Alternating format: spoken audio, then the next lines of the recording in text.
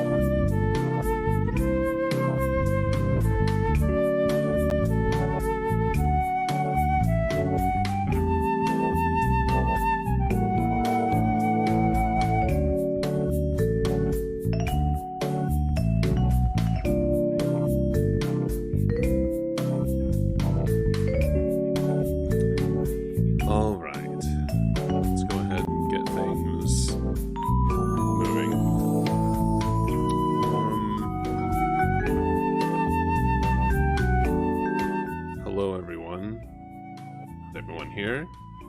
Who's here? We've got Freezy and we've got Dominic Bites. How be everybody?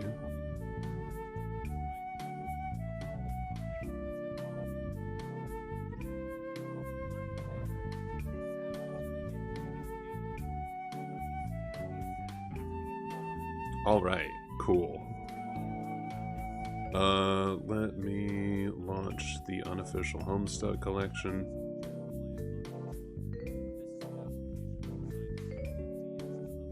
Oh. Wait. Something is making noise. Hold up.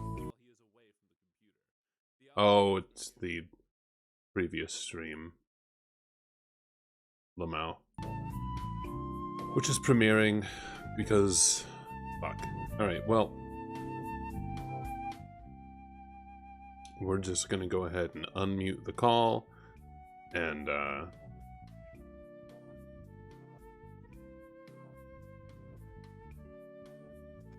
Haim. Aim? Can we talk now? No, I said Haim. Like ham, but pronounced wrong. Obviously. But Now look, I've got to space you all out again.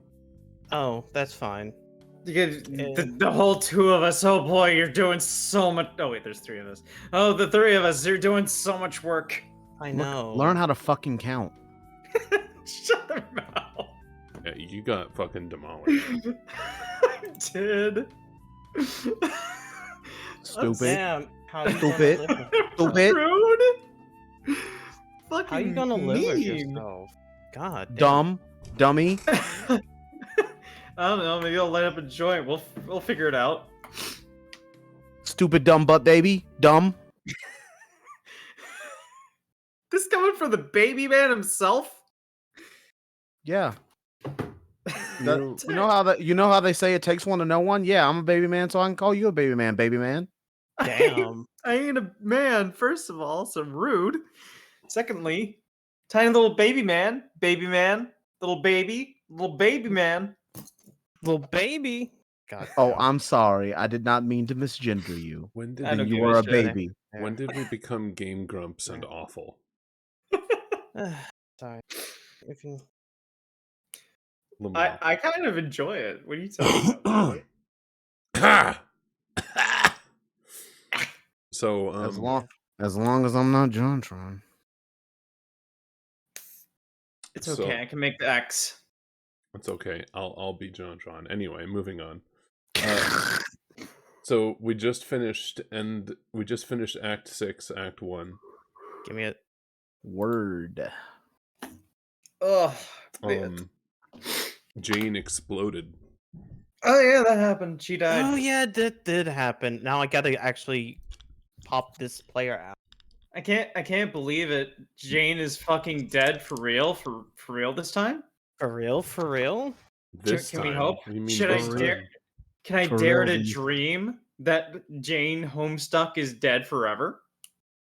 Can No. I dream that we can go back to the original kids? No. Hey now. Hey now. You're an This all-star? I am sad that I was not here last week because I Uh-huh. actually wanted to get to this part. So shut the fuck up. Damn. I watched Yeah. the theater of Colty like 3 times. So, I'll let you guys do some reading. Went down. But yeah, give me 1 second. I gotta do my arrangements of popping out the screens and getting on Twitch and all that. So Oh yeah, I still need to get on Twitch. I'm it's like, Wait, are we supposed to be streaming our own streams? yeah, sure. No, What? maybe, I don't know, whatever you're doing, but the what? No, I Discord popping stream out is chat. open. so I can see people talking. Oh yeah, that thing that we have a phone for. Right, got it. I don't use my phone for that because my phone makes noises. Yeah. Turn it on silent, you fucking plebeian. How about you let me do my thing how I want to do my thing, and you fuck off? Is, Damn. is this the episode where tensions rise and we stop being friends? Damn. Bold to assume we were friends to begin with. Nah, I'm kidding. I'm kidding. I'm Oh, kidding. I'm oh, kidding. oh, I'm oh, joking. I'm joking. Hold on, I asked you specifically if you wanted to be friends. I know we're friends. Oof. I have fucking proof. Sulfur, those are rare. I will go and delete those messages. You cunt. Okay, I'm prepared. I've got everything up. All right, cool. All right, let's go. One down. I actually need to open up. Yeah, there We're it is. still not prepared. We did this bit, but we're not prepared. No, not kids. I mean these curtain dealies. Wait, who? Were you doing it, Mick? Go for it. Oh no, I wasn't doing it. Who was? It was God. it was Lulu. Lulu was reading. No, I was Andrew. I was just reiterating what had been said so that we're all on the same page here. Oh, do you want me to read Android Hussy? You can if you like, yeah. Okay. Android Hussy. No, not kids. I mean these curtain dealies. I still need to set up what? Another 5 of these rigs? God damn it. I hope I don't run out of green curtain cloth. Shit is expensive. So, what about all those other kids? Oh, hey, Miss Pate is there. Huh? Who? Oh yeah, those people. Aren't they all dead? No, not quite. Oh god, you're right. There are still a few characters I haven't killed yet. I almost forgot about them. I was planning on totally messing with them in a short window of time. In the short window of time, they're in the same universe as me. Hopefully, it isn't too late.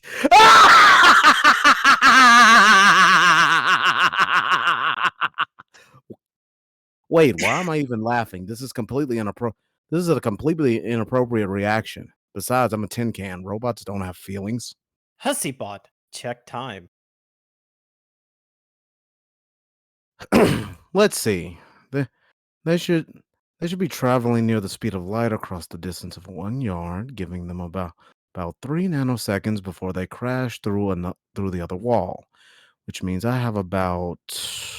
Holy shit! I'm almost out of time to fuck up the story. Who would have thought? Who would have thought nanoseconds could fly by so fast? Hussybot, hurry, hurry, hurry, hurry! Oh, huh?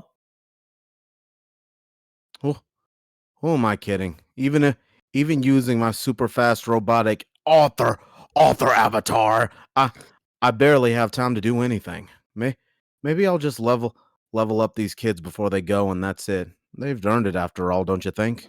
John, level up.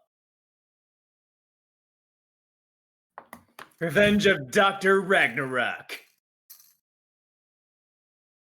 You produce your most spirited lad scramble yet, and hop up to the next god tier, achieving the illustrious Revenge of Dr. Ragnarok. All of your vitals go completely bonkers. Your man grid is off the charts. You're embarrassed for us to even know what it is. It's that gaudy. Gabe, level up. Oh boy, what did you post, Dominic Bites? Oh boy. No, it's just a tensions rise thing. You put. All right. I am hearing myself. Stop it. I had to check out what it was. And this is why we don't use our phones. Anyway, Shut up. Mean. You put forth your best last scamper of all time and clear another sweet god tier, a nigh unattainable Sayonara, Kansas. Your battle stats predictably go haywire. You accrue so much youngster gumption, it's basically insane. Nobody should ever mess with you. Not even me. John and Jade reap the spoils of leveling, I guess?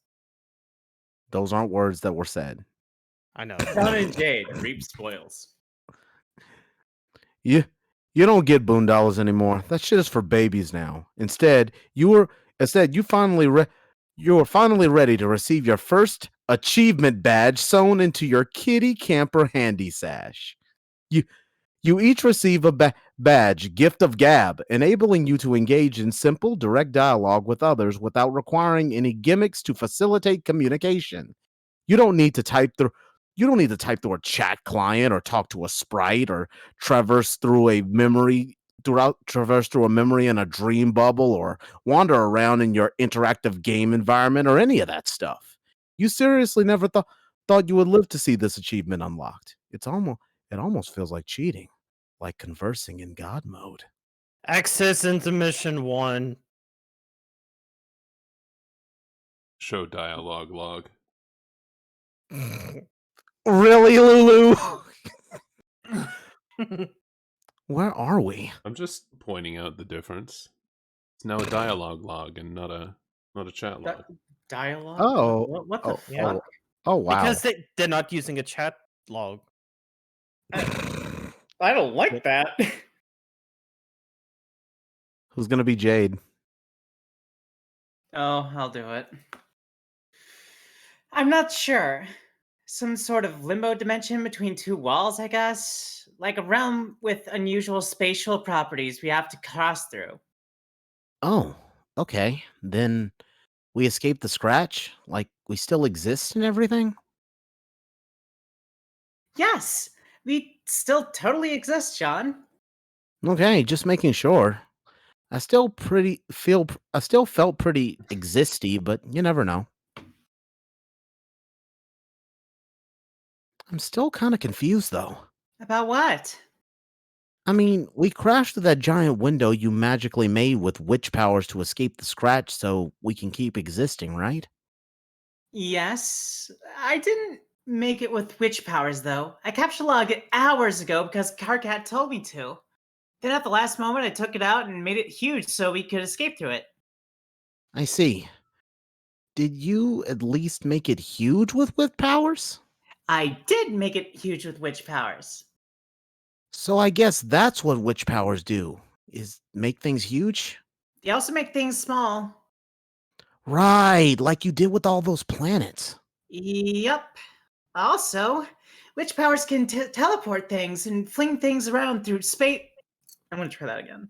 Witch powers can teleport things and fling things around through space at high velocities, very high velocities. All sorts of stuff. But to be honest, I'm not sure how much of that is attributable to inheriting Beck's abilities.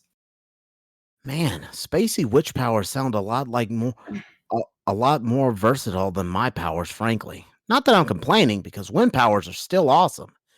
But anyway, that is neither here nor there.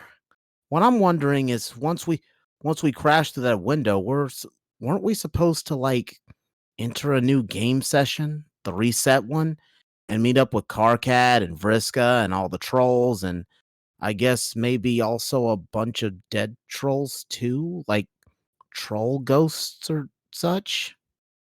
Oh no. There we go. Okay, mobile is cursed. We don't use mobile anymore. It's almost as if I said that. I'm sorry, where were we? I think I. Yes, that is the yeah. Yes, right. that was the basic idea. And what about your grandson? Wasn't he going to be there from the future or something? And then he would send Liv Tyler to me and actually to you, I guess, into the past somehow? That would be Jake. And yeah, I do believe you will meet him in this session. And he said he had a bunch of friends who helped him make the bunny. I'm pretty excited to meet them all.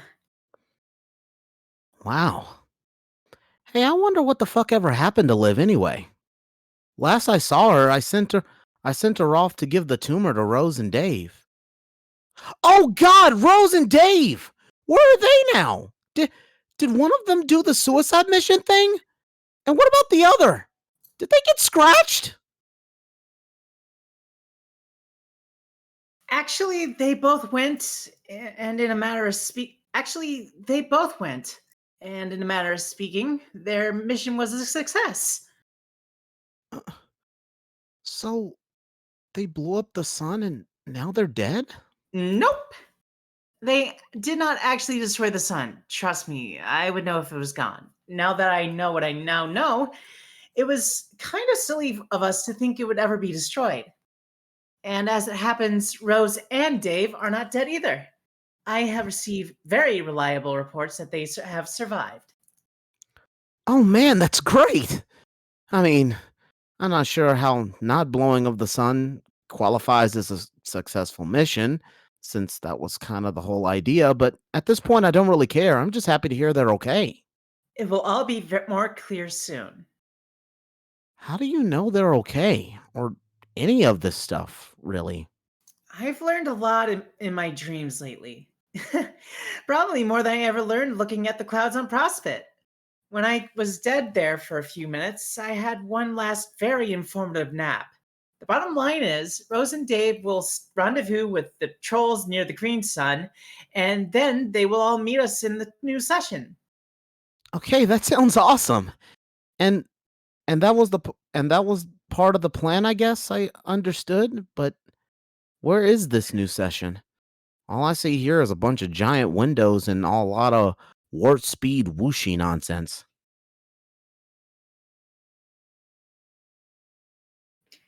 It's through the other wall. You mean that one way over there? Yes. Okay.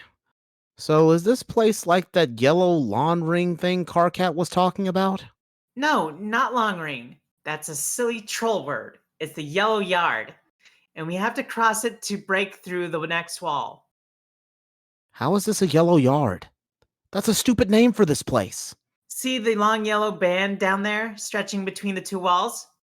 I think that's supposed to be the yard. That's not a yard. Yards are like these flat, wide patches of grass surrounded by fences and stuff. If anything, it's more like a road. Yeah, I think you're right. Kind of like the yellow brick road? Sure, why not? Let's all go see a big pompous wizard to solve all of our problems. I bet Rose will get a kick out of that. Oh yeah, and another thing.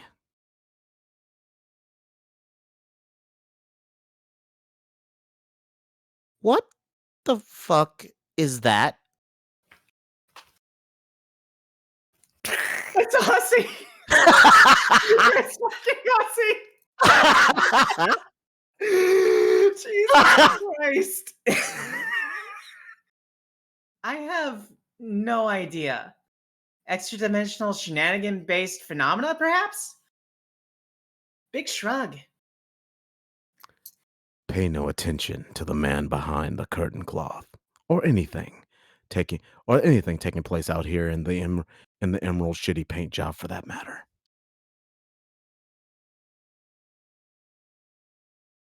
What? Wait, what just happened? I don't know. It got darker and greener. This place is weird. When we bust through that when are we gonna bust through that other window anyway? I'm getting kind of antsy to get on with our adventure and meet up with everybody. Yes, me too. What is it?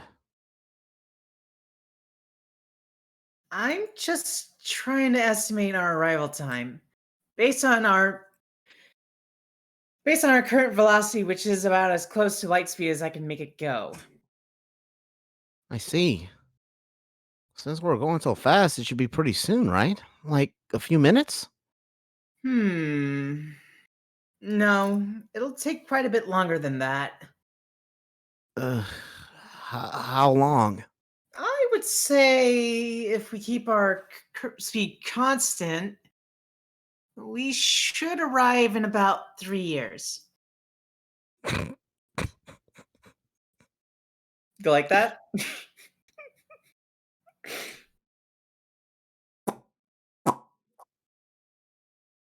What?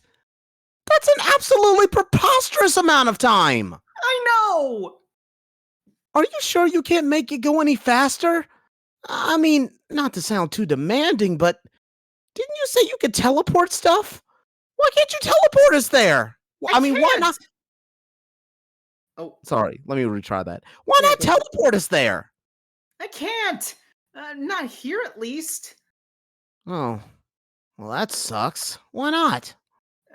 Well, the way I understand it is, Beck's powers drop from the Green Sun, and the Green Sun presides over our universe. Many universes, actually. And the sessions that created them as well. And the sessions that created them, as well as the sessions created within them, including the Trolls universe and their session. Come to think of it. Oh, yeah, right. No, I said that wrong. I'm going to try that again. That's Think of it as a giant solar system, but instead of planets revolving around the sun, there are many universes. Okay. That sounds big. It is. So, Beck was able to teleport anywhere in the universe he wanted to in an instant, much faster than light. Jack was able to do this too within our session, and then when I inherited those powers from Jade Sprite, so could I. But we could only teleport locally, which means Beck could jump anywhere in our universe, but not to another universe or into a session. And Jack could jump anywhere in our session, but not outside of it. We can't even jump to the Green Sun itself, even though we sort of serve as a gateway to it and all its energy. And once we leave the sun's domain, our travel is limited by the speed of light, just like everyone else. For example, the furthest ring is not in the sun's domain, it is much more like the sun's medium, allowing it to exist. So if I wanted to fly out of our session and travel to the Green Sun, I would have to make my way there through the furthest ring at the speed of light or less. And wherever we are now, it looks like we're not in the sun's domain either, so the same rules apply. I see. It didn't really occur to me.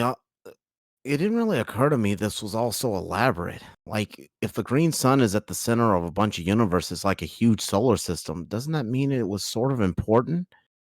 Maybe trying to blow it up wasn't such a good idea. Yes, I think you're probably right about that. But to be fair, we were all victims of a big prank. Oh man, a prank? Who pranked us? Some really creepy omniscient guy. Doesn't matter much, he's supposedly dead now. Oh. Well, that was quite a ruse then.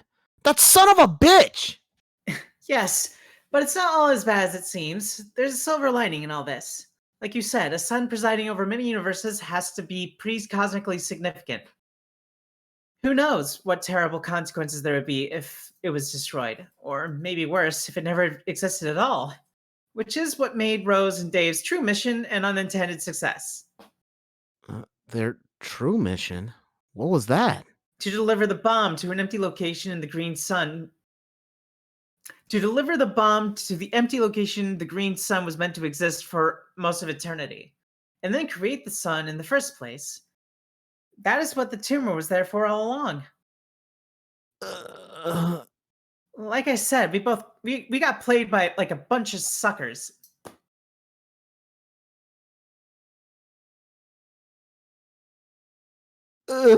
Years.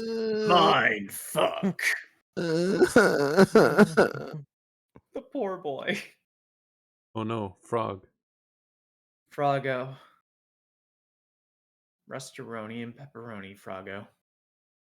Oh shit! It's the girl!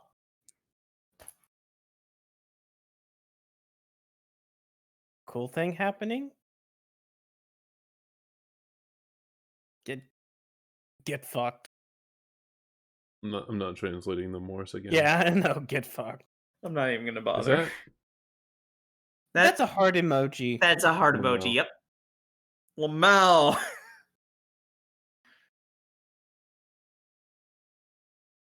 Oh, yep. There was no reason. Grr. Angry. That's I guess you could that's say a spade. she's angry. That's a spade. Mm-hmm.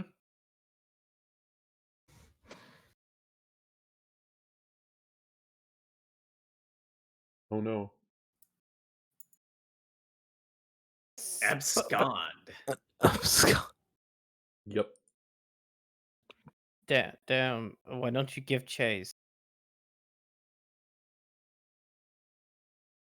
Actual Actual ellipses. ellipses.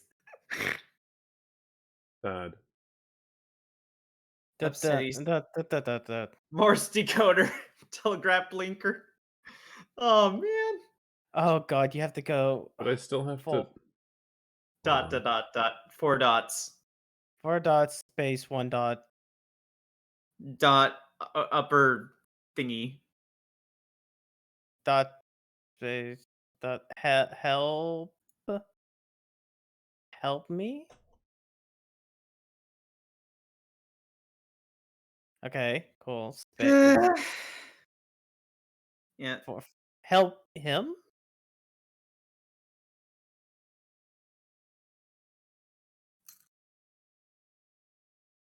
Dot, dot, and then space, space. Yeah, help him. There you go. Wow. No, that's health him. Helpful. Helpful. Lulu. Yeah. Why? Oh. Oh, he's dead. Solix is dead. Oh no. Look. Wow. Wait, they're alive. Never mind. Pedant. Hmm. No, I think Solix is like actually dead, but I don't know what his deal is. Half dead? He's a ghost. Ghost. Oh yeah, But right. That he's happened. but he's dead. He's dead and Jade's a furry. Yep. You know what? That's true. Oh, oh man, Rose and Dave have sweet god tier pajamas like us. That's so awesome. Dave looks like kind of a doofus with that snug little hood. I think he looks cool. The cape is great, and the cape is great. He's like a superhero now. That's true. I still think I prefer my outfit though. Look at all those trolls. There's so many trolls. The idea of meeting them all is kind of overwhelming. I wonder which one is which. I think that must have been Carcat there, and that was probably his clown asshole friend he mentioned too. Yep. And that was definitely Terezi with the fancy glasses. Not sure about the others. I wonder if Vriska was there. Mm. It's nice to see Rose looks better. Last I saw her, she looked really grim and also dark. I was trying to talk to her, but she sounded like a babbling monster, so I couldn't understand her. It was really frustrating, and all of my nervous rambling probably made me sound like an idiot. And then I woke up later, and she was dead. Frowning face emoji. Did you know that I had to kiss her to make her come back to life? Yes, it's true. It's kind of weird kissing a dead body, but I didn't mind. How did you feel about it when you kissed Dave when he died? How did you know about that? Carcat told me. Oh, that figures. Do you think that all of our unbridled corpse smooching means Carcat's silly shipping prophecy will come true? I mean, the guy is really angry and says fuck like in practically every sentence. But he does weirdly seem to know what he's talking about when it comes to romance.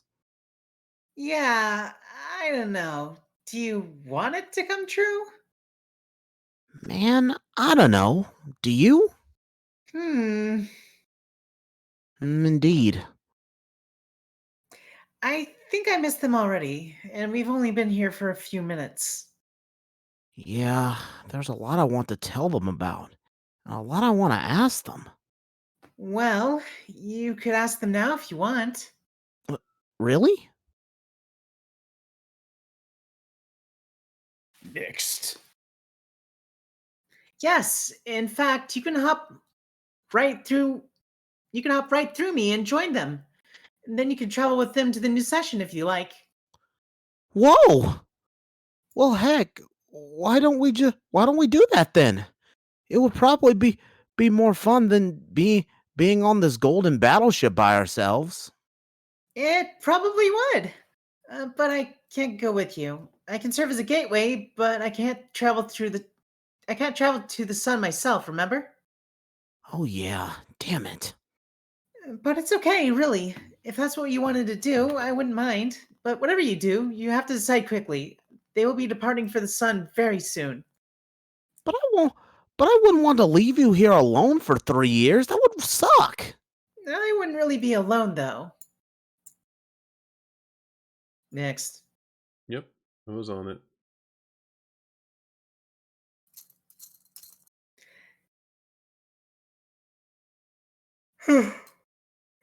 Excuse me. I have the population of 5 planets to keep me company. That's right. That makes it seem not so boring, I guess. But still, I would feel really bad leaving you here. You do have a million salamanders and chess guys to keep you company. You're my friend and also my sorta sister, and we just met for the first time ever a few minutes ago. I'm not going to be like, well, see you in 3 years, Jade. Aw. Okay then. Personally, I think this trip could be a lot of fun. There's no pressure to do anything important or run around like lunatics anymore. We can just relax. Yeah, now that you mention it, I'm pretty beat. Also, starving. Woof. Woof. Whoops. I'm sh- I sure hope there are things to eat on those planets. There were a lot of weird glowing mushrooms on Loas. I don't know about those. I seem to remember a bunch of farms on the battlefield. I read that as I was. There should be lots of good stuff on the planets. Also, I would bet this ship is stocked with plenty of military rations. Yeah, probably. Hell, I could just raid all of our fridges and alchemize some tasty grub. Oh yeah. Durr. Problem solved. Okay, cool.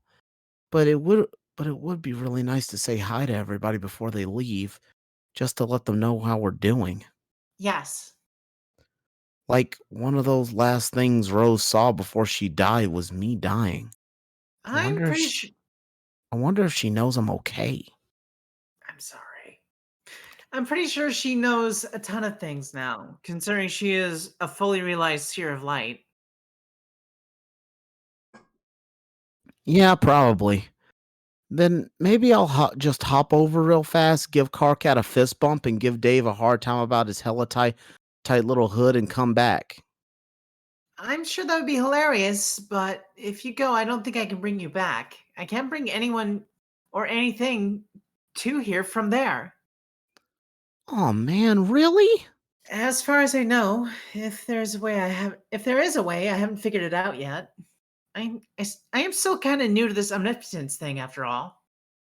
That's stupid. What is with all these rules? I don't know. I'm sure that rules exist for a good reason, though. Maybe to somewhat limit the power and reach of omnipotent beings.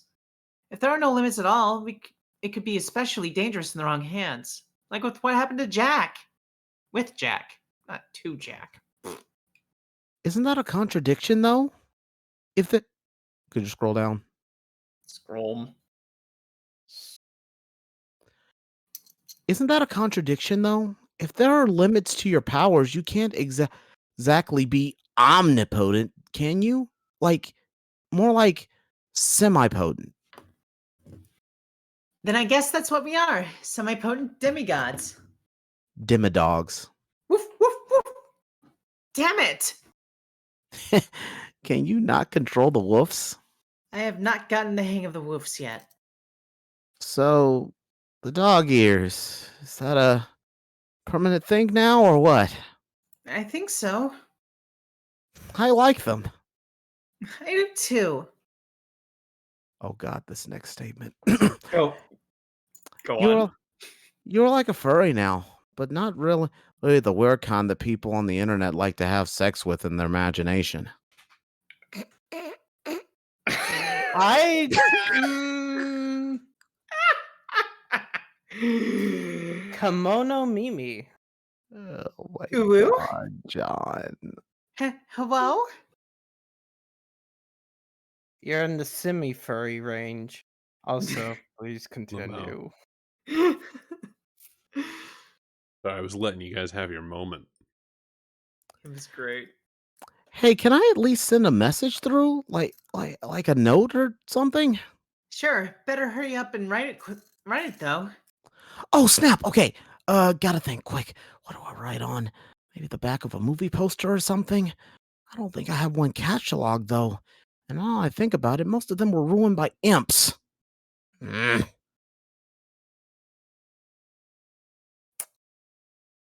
Unfortunate. click. Mhm. Wasn't letting me Armageddon. click. How about this one? It looks like it's in still pretty good condition. Yes, that's perfect. Everyone will love it, especially probably Dave. I think I need something to fold it up and put it in though. I don't want to just crumple it up and chuck it in there like some garbage.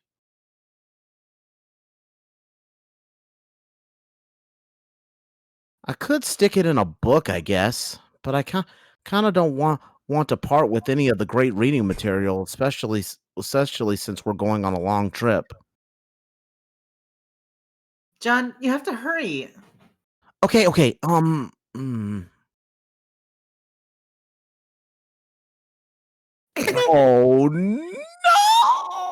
A bucket. Nice. Good shit. Let's do this. Here, will this work?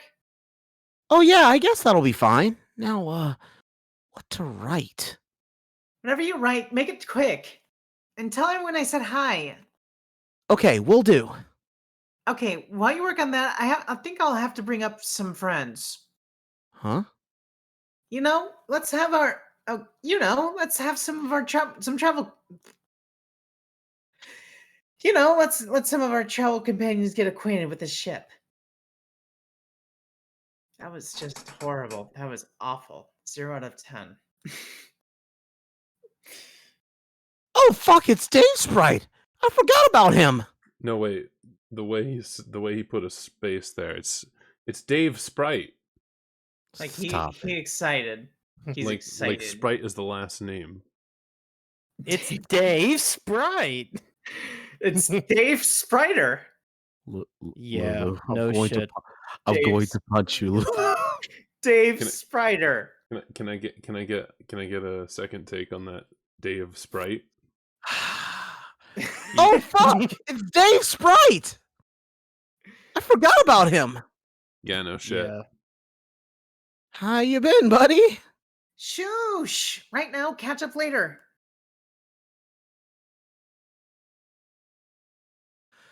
Okay, I think this is a pretty good letter. Let me check it out. Maybe I'll humorously defile Willie and Affleck's dumb skyward yearning faces. Oh hell no! Lulu? So, come on, dude, and hand it over. No, come on, guys. They're about to go. Just stuff it in the bucket and throw it at me already. Too late. I already did it with the sprite powers while he wasn't looking. Oh, you bastard!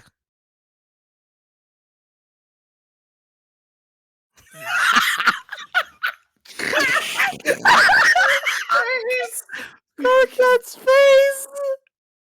Lol. Wait a minute! I forgot trolls hate cleaning products for some alien reason. Shit, that's probably gonna make everyone so uncomfortable. Oh well, there it goes. Too late, I guess. You fucked up. Rose, level up. What the fuck is that? Ariadne's thread spinner. Yep. Or is it Aradne? Ariadne. I tried. And tackle therapist. Dave will level up now. Pentacle. Revenge of Ricky Schrodinger. Schrodinger. Hot Hot potato. potato. Our fingers. Rose plus Dave reap spoils. You You both You both also get one of these. Now you can start flapping your traps with wild abandon at anyone you please.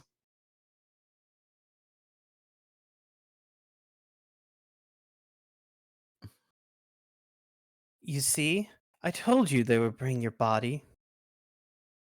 Okay, well, I believed you about that, but yeah, I can see that. Ugh, can someone get rid of that thing, please? Oh, Solix, let's do it. What? The corpse party. There's no better time, and there are so many corpses here to work with. Is everybody okay with that? Do you want to have a big corpse party? We can incinerate the remains in the sun. It'll just be glorious. Corpse party? Rose, can you please explain to my friends what a human funeral is like? Of course. I would describe it as an occasion marked by a great deal of jubilation at the expense of one or more well-dressed cadavers. Oh, oh God. I couldn't have put it better myself. Could you go into more detail? Well, in my experience, a loved one, typically an elder, arranges to have a departed placed in a small box and then forces you to stand in the rain all day. Then, presumably winded by all the deeply ironic catharsis, she gets drunk and passes out on the couch. Oh my God. Are we never gonna stop fucking with each other, are we? Even without computers. That sounds just a tad specific. May we have to adapt the proceedings to be a little bit more, I don't know, multicultural, I guess? Why don't you all do some brainstorming about what kind of funeral to have while I go round up the body? Aradia, fuck. Will you cool it on the corpse party shit for a minute? What's the matter? I mean, everybody here has just met, and I guess just went through a lot of really heavy bullshit. Do you think that maybe this isn't the best time to harp on, or the best thing to harp on right now? I just thought it'd be a nice thing to bond over. Not everybody is as into death as you, though. Like, it's cool to see you so excited about something. I'm seriously thrilled about that. But, frankly, it's all pretty fucking morbid to everybody. I just thought you should know. Am I really that bad? Yes. Oh, sorry. I guess I spend enough time here that I just don't see death as the terrible thing the living make it out to be. I honestly feel like it's a reason to celebrate. That's okay, Aradia. No one's blaming you. I actually think your whole death fangirl thing is funny and kind of charming. Death fangirl thing. What do you mean? Oh, come on. You are practically beside yourself with giddiness at the idea of serving as the maitre d to all dream bubbles. You love being the caretaker of the wayward souls and scroll down. Lulu, I beg you. I'm juggling tasks. You know how it is. Do I? Do I, though? I'm a Well, stop it. busy content creator. I have multiple facets, many irons in many fires. I've had enough of your excuses, Lulu Human. Anyway. You are practically beside yourself with giddiness at the idea of serving as the maitre d to all dream bubbles. You love being the caretaker of the wayward souls and dreamers. Luckily, you make an adorable handmaid to the master of death, especially in your cute cherry pixie ensemble.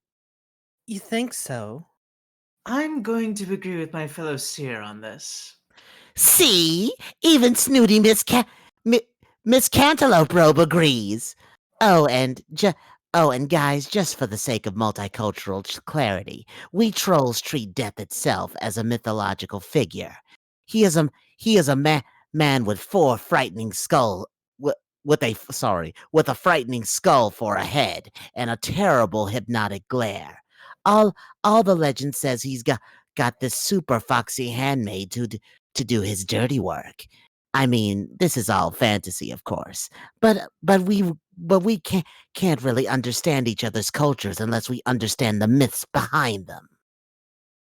Yo, Terezi, we've got a Grim Reaper, too. Shit isn't that novel. I mean, I think even a civilization full of the laziest sons of bitches are gonna make up a myth figure for death. Like, oh, watch out, death is coming for you. He's got, like, a skull and shit. I basically have no fucking imagination. That sounds badass to me. Wait, no. How about he's got a black robe, too? And a fucking scythe to fucking slash at you with in case you didn't die all the way or whatever? Damn. Now you're talking, bro. Let's go ahead and stick that in our culture forever. So what you're telling me, Dave, is that we both have death and cotton candy? Hell yes. We might as well be the same damn species!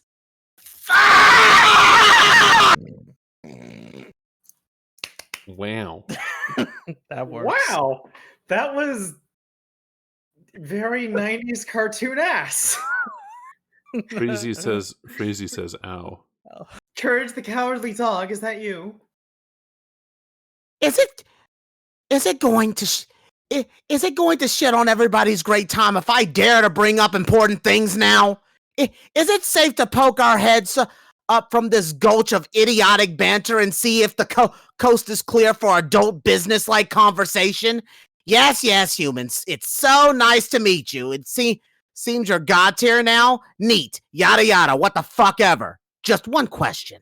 We followed that green beacon of what I thought was the aftermath of a successful blow-up of the sun mission. And after a breakneck warp speed journey in which my best fucking friend ever psyched me out to thinking he died yet a fucking again by expelling litter after gruesome litter of grub sauce from his every orifice, what do I find here?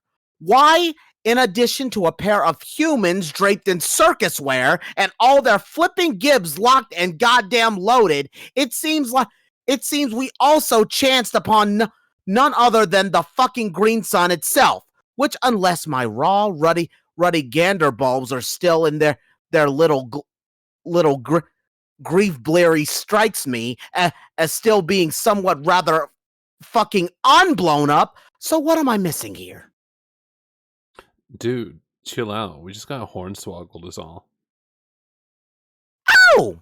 Case closed! Okay, then let's start pitching dead pals into the limitless inferno. My curiosity was totally fucking sated just then. The sun will never be destroyed, Carcat. I'm sorry, but you were misinformed. More breathtaking reassurance. Everything will be fine, guys. We were just hornswoggled and misinformed. Carry on, then. Wasn't the whole point to take out the sun to neutralize Jack? It shouldn't be a problem. Oh no? Then what is the plan now? It's simple. We regroup and then defeat him in person. Fucking oh. And here I thought the new plan was going to be something incredibly stupid and suicidal. Did I say oh yet? Because that's the sound I make when I'm fucking relieved. Honk. What? Honk! What does honk mean this time, you whimsical piece of shit? Don't you start with me. Do not start with me. I will get you in a headlock so tight it will be a miracle if people don't mistake if people don't mistake our tussle for an ill-conceived ventriloquist act. I will shoosh you again, so help me God. I will shoosh your clown ass to Shangri bullshit la and back, and fill your ear with my white hot pale bro spittle. I am full and fucking well prepared to get conciliatory with you again if you so much as pass gas murderously. Do you understand? Is that what you want? Do I need to calm your Fago sticky tent squatting shit down again? No, brother. I was just about to I'll say for you to try and get your settle on down on, maybe. Man, what the hell even happened on this meteor anyway? Actually, don't even tell me. Okay, yeah. I guess you're right. No, you're right. I should relax and breathe. I mean, what are morels for? Morels for, right? This is how it works. This is how it works. I stop you from killing everybody, and then you return the favor and calm me down, and I just breathe like this. Fuck, that sun is bright. Call me crazy, but it's kind of hard to relax within the stones from. Oh, I guess only the biggest fucking star any mortal has ever laid eyes upon. Actually, I was just thinking it's nice to get a little sun after so long. Sure, that's all well and good for you, but I mean, can this be healthy? Aren't you going to get burned or have our retina scorched by looking at it? Oh God, I think I'm having a panic attack. Carcat, you're embarrassing us in front of the humans. Fuck you! I can't breathe. It's so bright. I need sunglasses or something. Quick, which one of you awesome dudes has a radical pair of shades I can borrow? One moment. That was a one-man fucking performance. Jesus Christ. That's fine. Oh, God damn it, Carcat. I was joking. Get these fucking things away from me.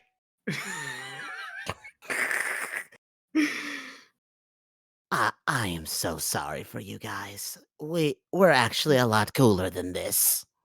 are you actually? No, we're not. What is happening right now? Someone tell me what's going on. Who's the leader now? Arati, are you the leader now? Or is it Rose? I have an idea. Let's take the invincible demon head on Lalonde. I need to know who the leader is. I need to know in whose direction I must behave as the most pathetically useless subordinate I can be. Quick, someone boss me around. I'm fucking incompetent and ready to go. That's what you do when there's a leader around trying to make plans, right? You drop your IQ harder than a pair of hilariously plummeting pants and you ceaselessly babble about vapid bullshit. You run around hiding all your worldly possessions and treasure chests, and then everyone starts murdering each other. If there's any other experience characterizing leadership, it's one I sure as fuck never had. I need to know who the leader is. Strider, is it you?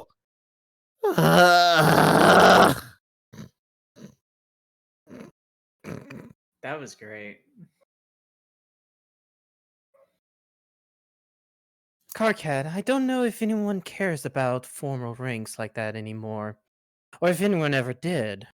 But for what it's worth, I suggest that from now on, you all listen closely to the advice of our human guest. Wait, really? Yes, no need to be so modest, Dave.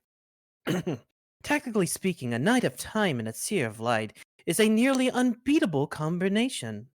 Okay. I don't really have any orders to give, though. Except for Carcat to shut the hell up, because that horseshit is more obnoxious in person than I ever imagined.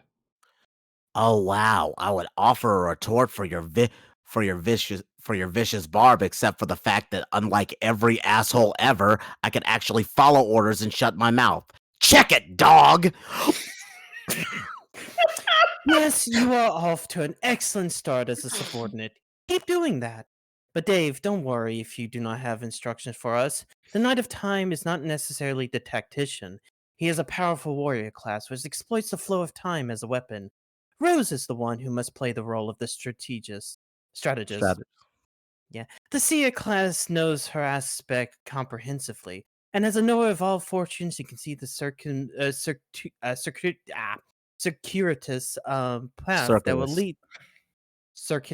path that will lead us to the most favorable outcome for everyone. Personally, I would defer to her judgment. Really? You can do that? Yes. That sounds a lot more useful than my seer powers.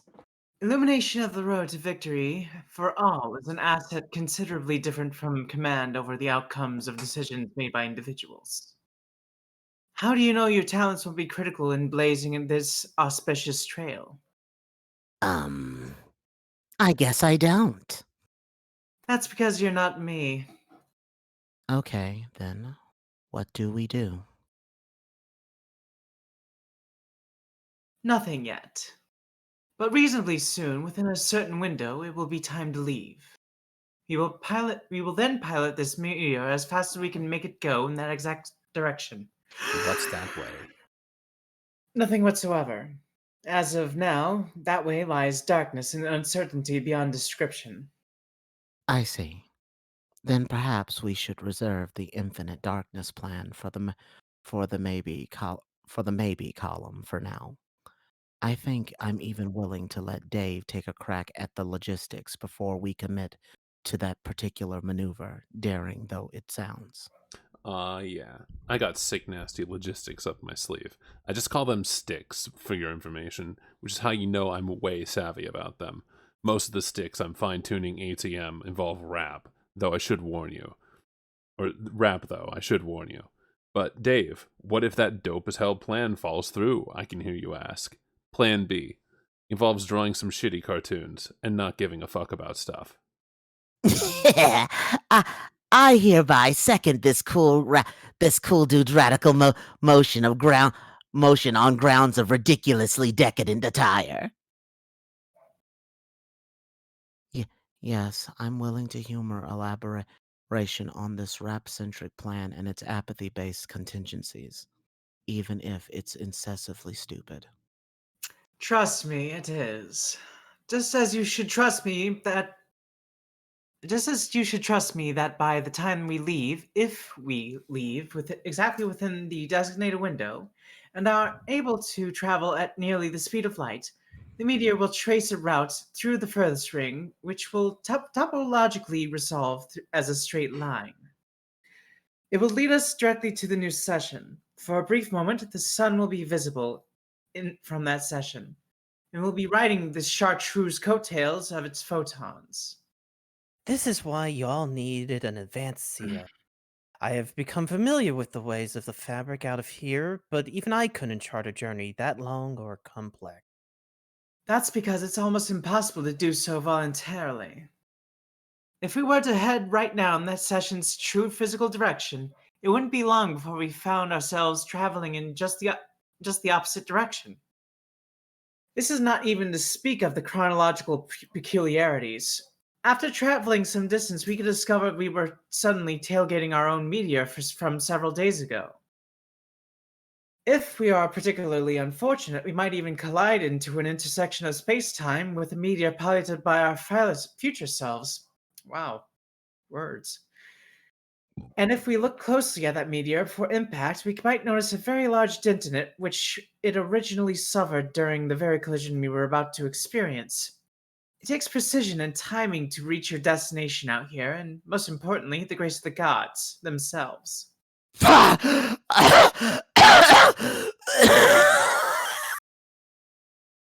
Hmm? Carcat, what the fuck? Were you holding your breath that whole time? Yeah, so?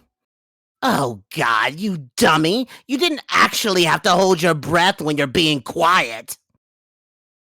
Oh yeah. I mean, of course it sounds obvious when you put it like that. Oh, whoops. Rose, I told you this dude is fucking incredible. Shut the fuck up.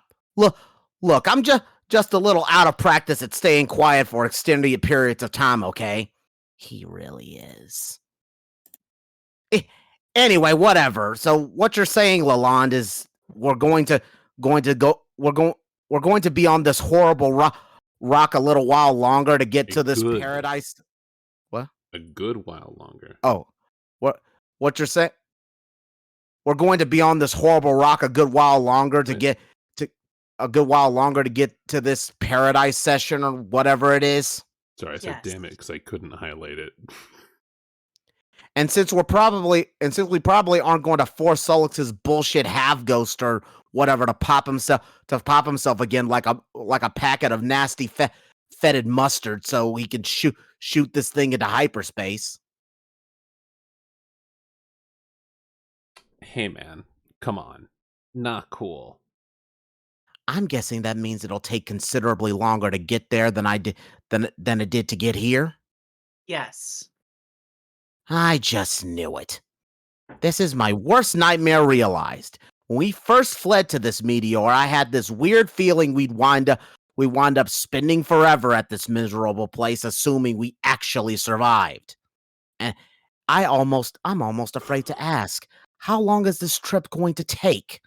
Probably some absolutely preposterous amount of time, like 3 long, maddening sweeps, right?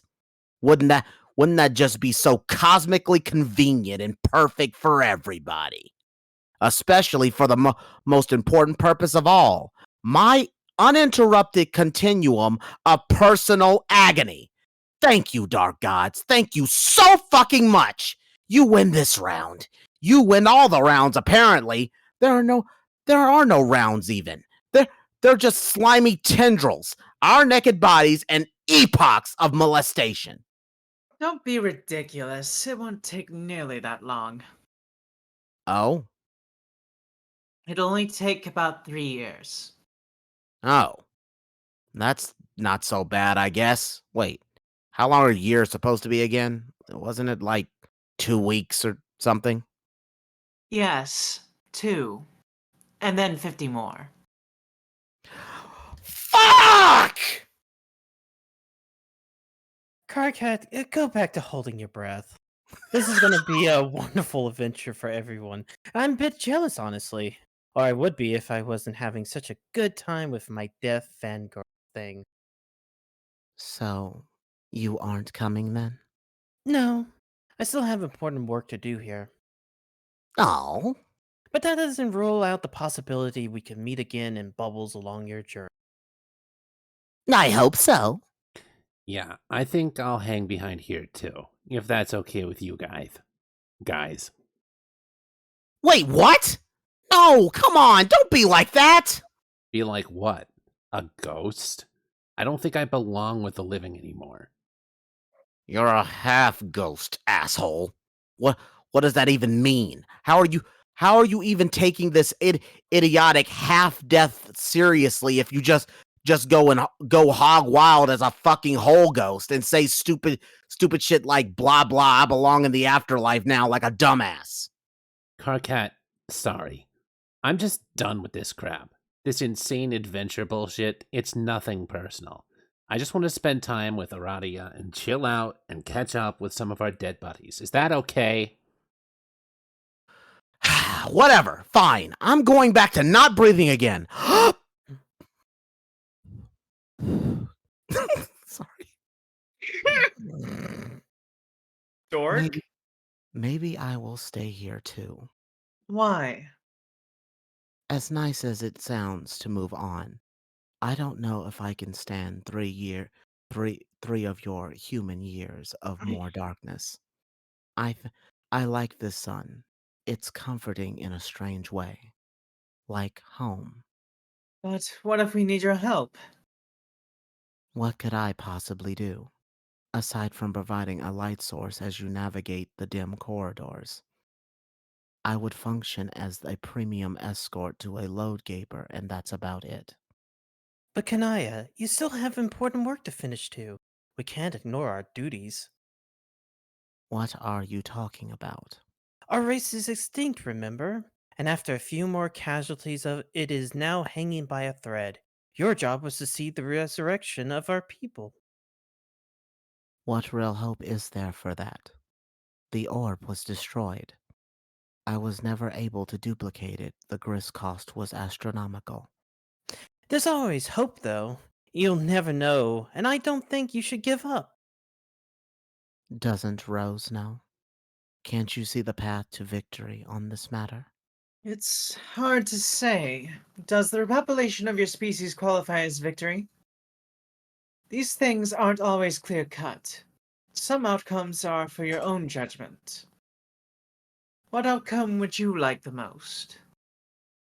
I would like to have the orb again, and to keep it safe this time. And I guess to not be a total failure. Okay. If you follow my advice, I can at least promise you will find yourself in the best position to determine whether that may come to pass. Hmm. Can you please come?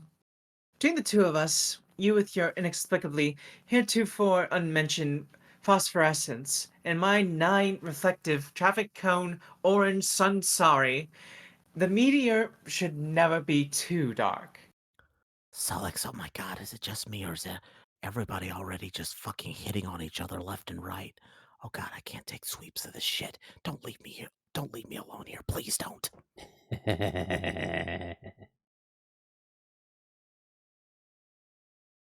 Well, all right. But must we really leave so soon? It's soon or never, but not immediately.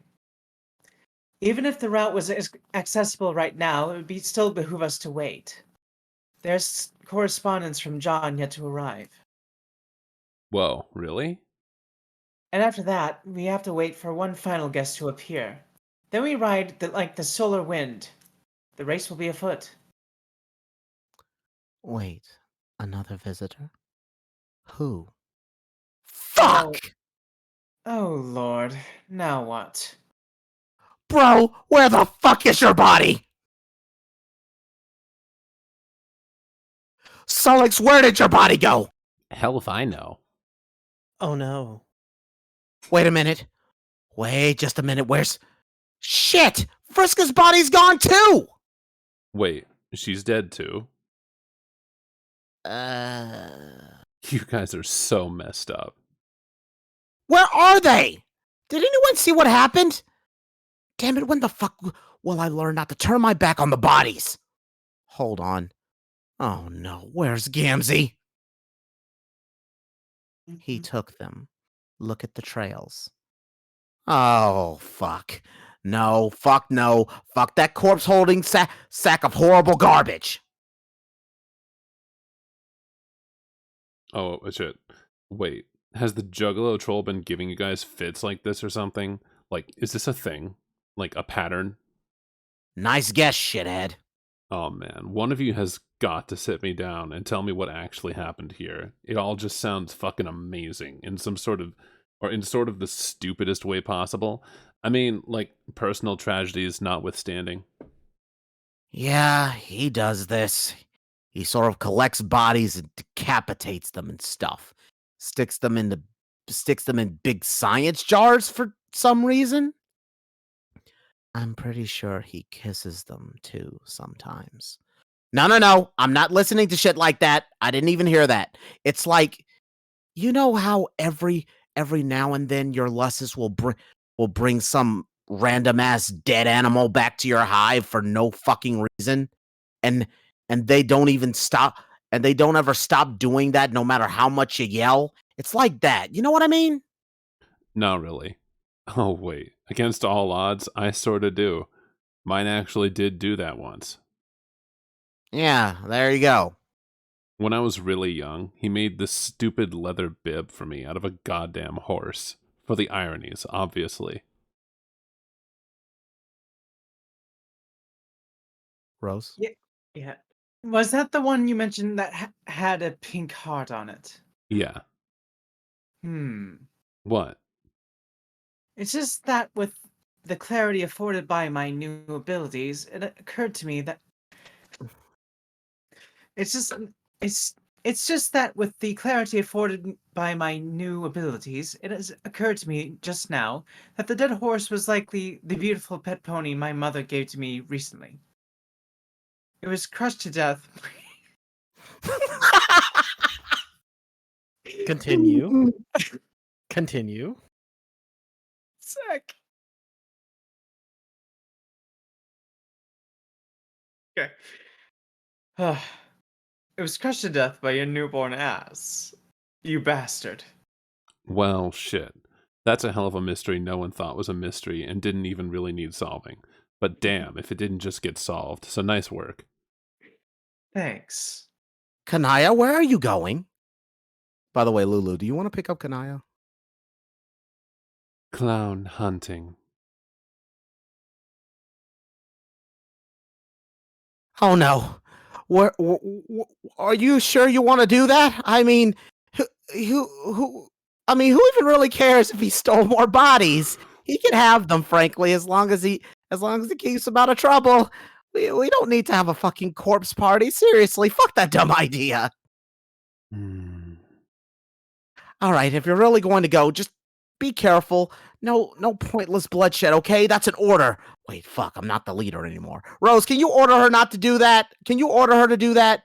say what I just said really angrily, assuming you can even be angry? Wait, guys, something's happening. What the fuck is going on now? Oh. Holy fuck! Shit! Keep going. Doink! Tung. It should be more like a gong going off. Fuck it. Did the leg twitch? Ew, ew, ew, ew, ew! Ew! What the? Backing up slowly into Earth's atmosphere. atmosphere. Beep, beep, beep.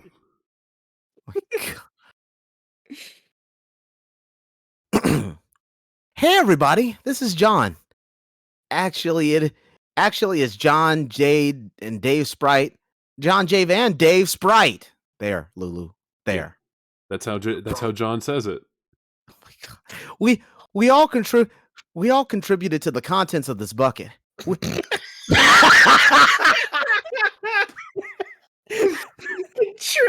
to the contents of the bucket. I'm sorry.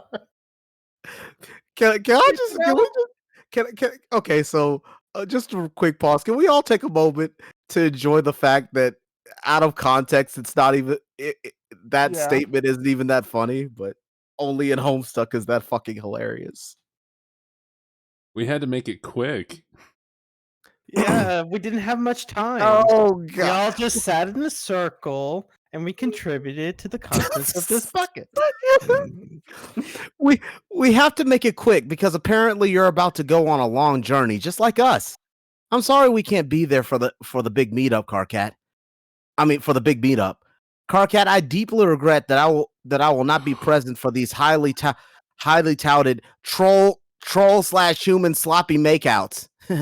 Maybe in 3 years, assuming you all aren't totally smooched out by then. I'm just kidding around, by the way. Rose and Dave, you look totally sweet. I can't believe you're both god tiers now. Did you know Jade is too? And also, she has dog ears. She looks fantastic. How cool is it that we're all god tiers? It's like we're all it's like we're a superhero team or some kind of anime squad. Like the Sailor Moons, I guess, but not as lame or as sexy. I'm gonna miss the hell out. I'm gonna miss the hell out of you both for the next few years. I'm already looking forward to this session so hard. It was a fun adventure we had today, wasn't it? I'll even miss talking to the trolls too. Say hi to them for me, even though I didn't get to know many except Carcat, obviously. Oh yeah, Friska too. Friska, if you read this, thanks again for all your help. I don't think I'd have made it this far if it hadn't been for you. I just thought you should know that. Jade and Dave Sprite both say hi and send their best wishes. But now Jade says I have to finish quickly. She wants me to throw this bucket and its heartfelt payload through her mysterious portal. So here I go. Heartfelt payload. Heartfelt payload through her mysterious portal. So here I go. See you all in 3 years, John. Yeah, me just. Carcat. Yeah, let's I was just about to yeet say this that- bucket full of heartfelt payload through a mysterious portal. Why is there this weird soggy biscuit in the middle of the bucket? Anyways, Carcat, have a mental breakdown.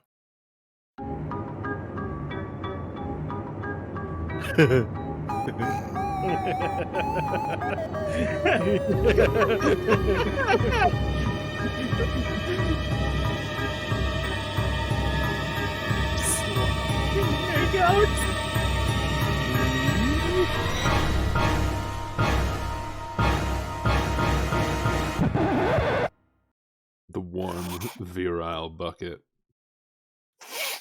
Oh my Cheers, God. bro. I'll drink to that. Ah! Ew, ew, ew, ew.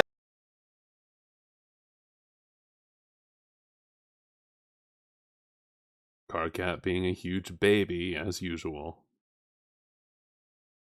Where's the lie, though? Oh, poor Mayor. Mayor, no! Oh no! Wait, is he still alive? Who's this guy? The visitor I mentioned earlier. He will be traveling with us too. Is he dead? We should be able to get him some help along the way. But only if we leave immediately. Luckily for him, we have no alternative. Jack will arrive soon. What? When I said the race would be afoot, I was being literal. He will follow our trail and match our speed. And since this is not the ideal scenario for a final showdown, the best we can hope for is to outrun him.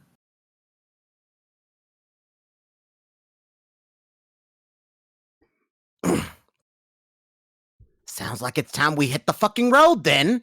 How do we make this thing go anyway? Does it have rockets or something I don't know about? Maybe it does, I'm not sure. But one good push in the right direction should be all we need. I can help with that. Solix, do you think you can lend me a hand? Huh?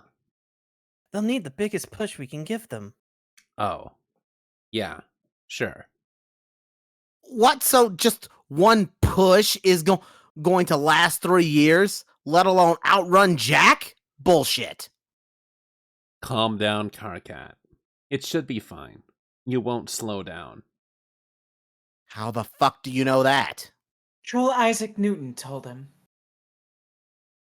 Okay, whatever. Let's just get on with it. In the meantime, we should set up some sort of checkpoint perimeter around the dead mayor guy. Just so Gamzee doesn't try to hoard his body or chop off his head. What is he mayor of? Or what is he mayor of, anyway? Kind of looks like he just made that sash himself. He's the duly elected mayor of the Fruity Rumpus Asshole Factory, and he just cut the ribbon to a brand new museum full of priceless shut the fuck up. Okay, guys. Sorry. Okay, you guys can keep. Okay, you guys can keep arguing if you like, but I'm going to send you on your way now. Then after you leave, I should be able to buy you a little more time. How's that? When Jack comes, I'll slow him down for a while. It won't be for very long, but it's the best I can do. That should help us greatly.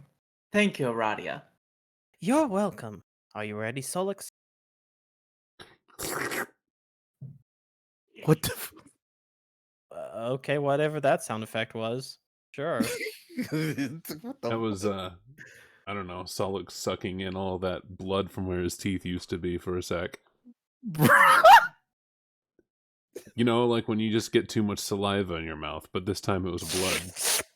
Oh, God. You almost made me spit out my beer. You know, beer be like that. End of Act 6, Intermission 1. Beer be all gross and shit, so I don't blame you. Oh, I like the song. I like beer. Beer's gross. Drink hard liquor. Facts. Hard liquor is the man's drink. Get some peanut butter whiskey.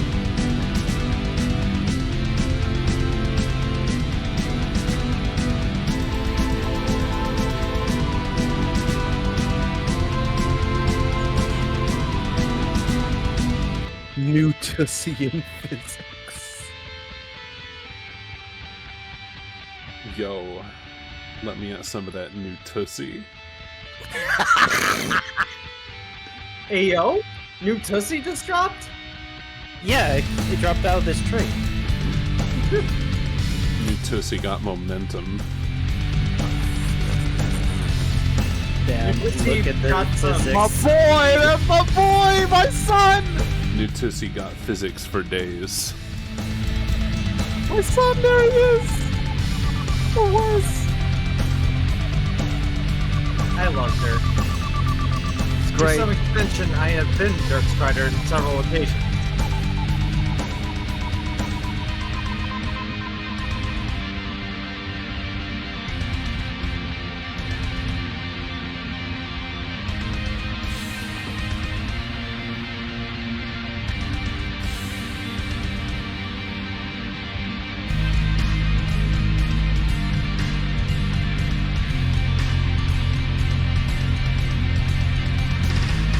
likes Jake. Incorrect, sir. No, I love Jake. Jake is great. Jake is absolutely bully. I am a male. I said no. Afterwards. Sorry. Well, now.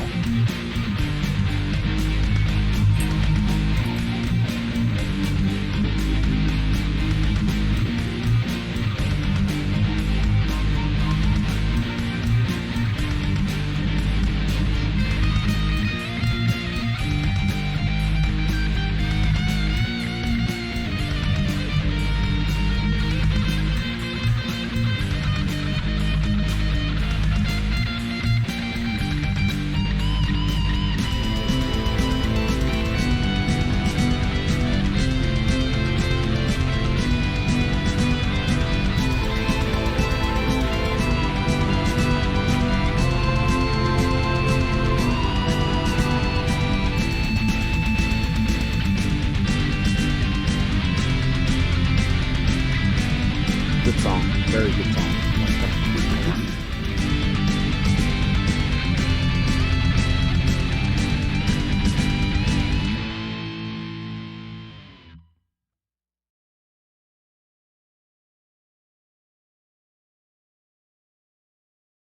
I guess I'll do it.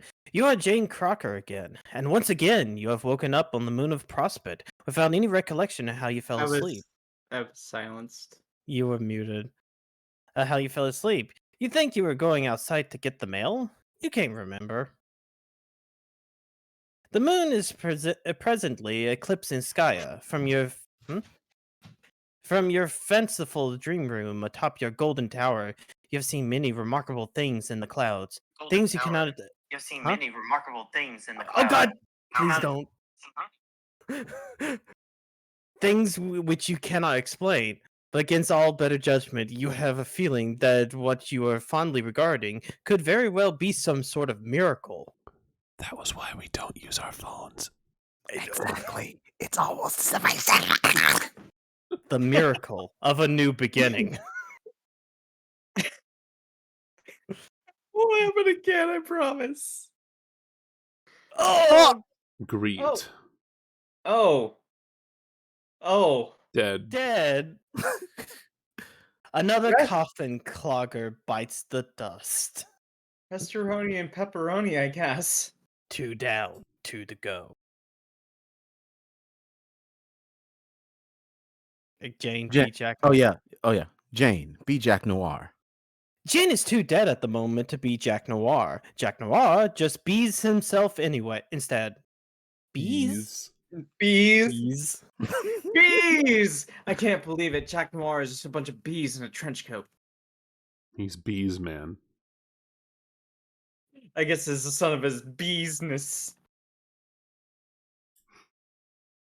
I guess you could say that murder is his beesness. Jack, get watch. Get this shit out of the way. You're a busy bureaucrat. The clock is ticking and time is dead, kids. Jack, check time. The moment rapidly approaches. You're going to show those alabaster These. sons of These steal from you? alabaster. You're going to show these alabaster sons of bitches how a Cold War is done. You can't wait to read it in their papers. The maid is dead. Our life is pathetic. Blah, blah, blah. Or some such monotone drivel overheard during one of their pointless, weepy cadaver parades. There will be no mistaking it this time. No servant will discover the body and inform the queen that Prosper's remaining hero passed in her sleep, peacefully and mysteriously, with 2 gunshots room in the back of her head. When the clock strikes 12, no one in this wretched kingdom will have any doubt who's calling the shots here. You're going to bring this whole goddamn ball down. Can I steal this Jack. from you? Oh, No, Xavier. Yeah, sure. Awesome. Oh, okay. Jack, contact Droll. You touch base with your administration's top powder monkey, none other than the Dursite bumbler extraordinaire, the courtyard droll. You ask if he's done rigging the tower to blow. He says, "You bet." You say, "Good. Over. But he mutters something over the radio you don't quite catch. You say, what is it? He says, oh, nothing, boss. You say, out with it. Yes. It's cheating. Assassinating heroes like this before the war's even really begun. You say, what do you care? Just follow your orders. He says, oh, of course, no question. He just thought that it was against the rules or something. You say it's all fair game now that the kingdom's under new management. New boss ain't opposed to taking some shrewd tactical shortcuts. I like the cut of a jib. He says he supposes he can't complain. Her policy towards elaborate hats seems to be as lenient as the old queen's. You say, will you shut up about the hats? He says it's probably because she wears the most grand and luxurious fluffy hats he's ever seen. You say you don't think that's a hat. You think it's something called hair. He says, oh.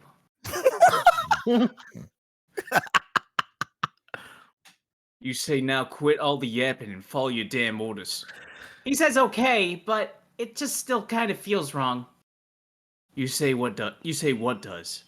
He says he doesn't know.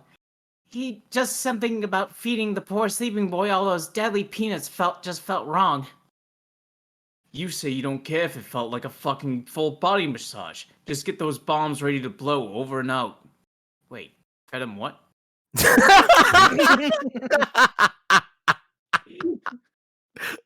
Jesus Christ.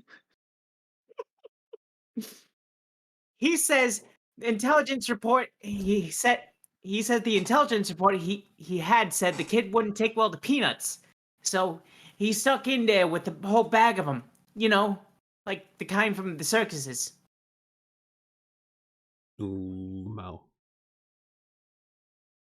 He says he ate most of them because they were delicious, and as far as he knows, they aren't poisonous to most everybody else. But he did save a few just to get the job done, because he's a professional who always carries out his orders. Severely allergic. Deadly peanuts. It's not like feeding a sleeping boy some peanuts. It's not easy feeding a sleeping boy some peanuts, he says. He says he had to work extra hard to put them in his mouth and use his hands to make him chew up all the nuts and all that. Remember when I said I love Jake, or I actually love Jake? Yeah. I changed my mind. He's allergic to peanuts. He can die, all I care. Oh my God. Leave him alone. Peanut allergy is for chumps. Peanut allergy is for chumps. Don't. But the mission accomplished nonetheless, he tells you. You should be pleased to know that those nuts were super deadly. Though, to be fair, he doesn't know if he died from the poison or just choked on a bunch of barely chewed peanut bits. You know what else is super deadly, you say? You know what else is super deadly, you say? Knives. I became Australian. Sharp, deadly knives you stick in people's soft torsos to make them bleed until they die. He doesn't have anything to say to that. Jack, wrap this up, please. Oh, sorry. You say forget it. What's done is done. The Presbyterian heroes are dead, and that's all that matters. Just be ready to detonate at the appointed time. He says roger that. But wonders if there are any more orders after that. He asks, what about the other two? The ones on our moon?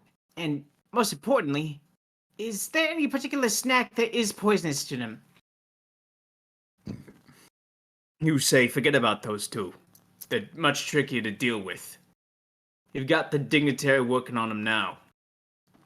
You'll get a report from him soon when you return. You wouldn't have even bothered leaving in the first place, but you wanted to make the trip personally and stick it to all these self-righteous, sky-bathing goody two-shoeses yourself. Hang on. Something's happening here. You gotta go. Jack, inspect torso. Xavier, I'm hearing reports that you said you would never do the thug shaker. I don't know what the thug shaker is. I don't care, so no. Yeah, I don't know Unless what you're it is going to either. show me the animation and give me the animation file for VR chat, then, fuck off. Lamau. This can't be good. You better hit the road and blow this joint before the dead broad does some sort of lifey thingy. Jack, hit the road, blow joint. Did you hit the joint wrong, Lulu? I think she hit the joint wrong. Hit the Goddamn. joint and blow. I hit the joint and I blew road.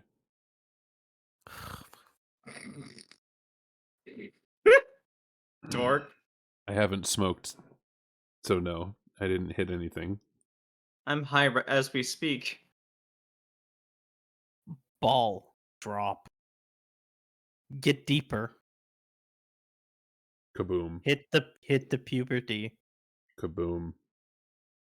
Trump. Bounce. Bounce. Bounce. Bounce. Oh no. That's Bounce, probably killing a bounce. lot of people. No, they're Bounce. fine. Crash. Don't worry Or about this kaboom. shitty like Isn't papal this a scene? state. Isn't this a scene from Aladdin? I'm pretty Hold on a sure second. this is like I don't know. what's it in Rome? Is it a scene The from Vatican Aladdin? City? It's a bunch of amalgamated buildings that have just kind of been copy pasted ad infinitum. No, I'm just talking about the whole top of a building rolling and Oh. destroying things. I I kind think of that's. remember that happening in Aladdin. I'm not sure. Huh. Also, my other accountism, I'm offended. Act From 6, Urban Act 2. Dictionary. The Thug Shakers. No, we're not dance reading move- that. We're not reading that. We're not We're reading going to that on Act 6, stream. Act 2. We're not reading that on stream. Don't make me remove the message. Oh, hey, Jane's alive. Hey Jane, wake up. What the heck just happened? Now you remember. The mailbox was booby-trapped, but you survived somehow and got knocked out. How did you get all the way over here? Dad seems to be just as dumbfounded as you are, and more than a little distraught. Did those sub rescue away in the nick of time? Can that little bunny really move that fast? Where is he? Get out, you stupid fire! He's fucking Jimbo's dad? He's always been. Oh, I thought he was like Dexter's dad. I love both of these headcanons so very much. Thank you very much for this. I'm pretty sure. Was that the same person? No, I don't think so. No. I think I prefer Dexter's dad. Ah, yes. Saturdays are made for dad and washing dad's car. Initiates infinite car wash. Ah, yes, one of Dad's infamous Hello, infinite honey. car Hello, washes. honey. Hello, Dexter. Hello, Dee Dee. Hello, honey. Hello, honey.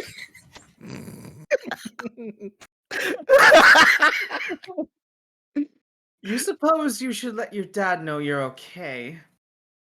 But it's been so long since you've enjoyed such a massive prankster's gambit in exchange with the old man.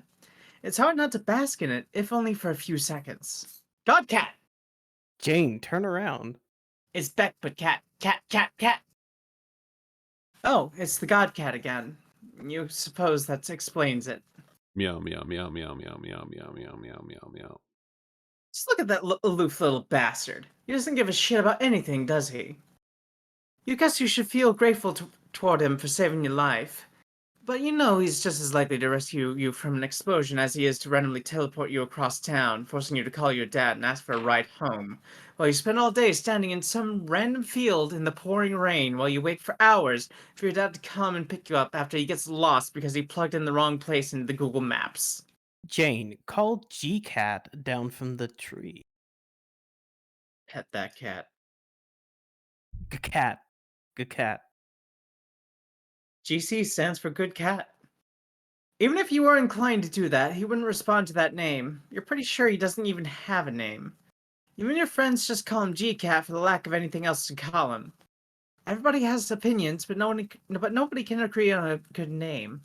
You think he probably doesn't want a name. He's just a feisty stray who likes to meddle with your life and then vanish for weeks at a time.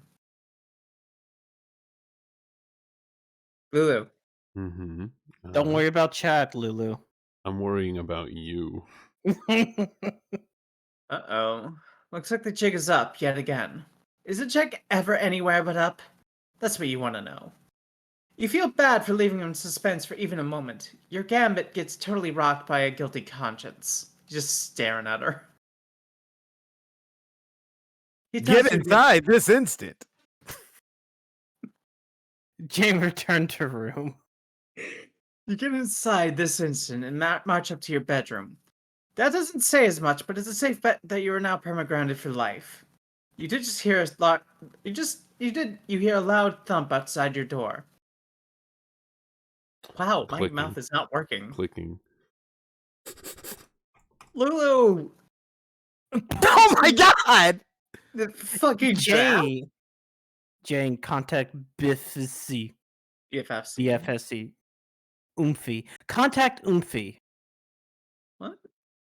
As long as you get your... As long as you... Contact Oomphy. Yeah. As long as you Please. just got done paying the piper, you might as well get busy eating all this goddamn crow. Oh, so much of this stuff is gathered on your plate. She appears to be online now. It looks like she sent you the hacked file while you were away. Alright, do you guys still want me to be Jane, or does somebody else want to take the deep Southern Belle accent from me? Godspeed. Hey, Rolau? Oops. Sorry. Having some important chats. Oh, with whom? With another eligible fucking bachelor who elf I have to talk to. Yeah. Which one precisely? Geistry. Insmufferable prick motherfucker extraordinaire. Extra. Wow. Hold on. Extraordinaire. I didn't. God! Lulu! We have to be accurate, just like when you said litter and not liter. Insmufferable prick motherfucker. Just like you have to be a fraud. Yeah, be extraordinaire. accurate. Oh, wow. Extra dinner. Yum. If the chats and surplus dinners were truly important, I wouldn't want to interrupt. Nice. Of course not. Just the usual BS. Chats with you always get precedence anyway. What? With the way that's spelled, I'm gonna say pre-cadence. Chats with you are always get more precedence anyway. Honestly, if I just say this more fucked up than it sounds, then it just works better. Yeah, sure, go for it. If this is more you giving me shit about not believing on me through your truth facts, sick. For all my true facts. Actually, that's what I wanted to talk to you about. I see. Go on.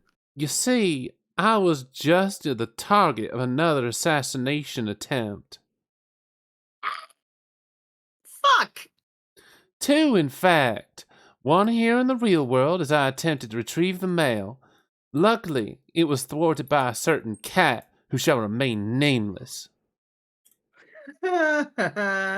Oh man, Godcat, BBF, good, BFF. No wait, God was right. Fuck it, both spellings are true.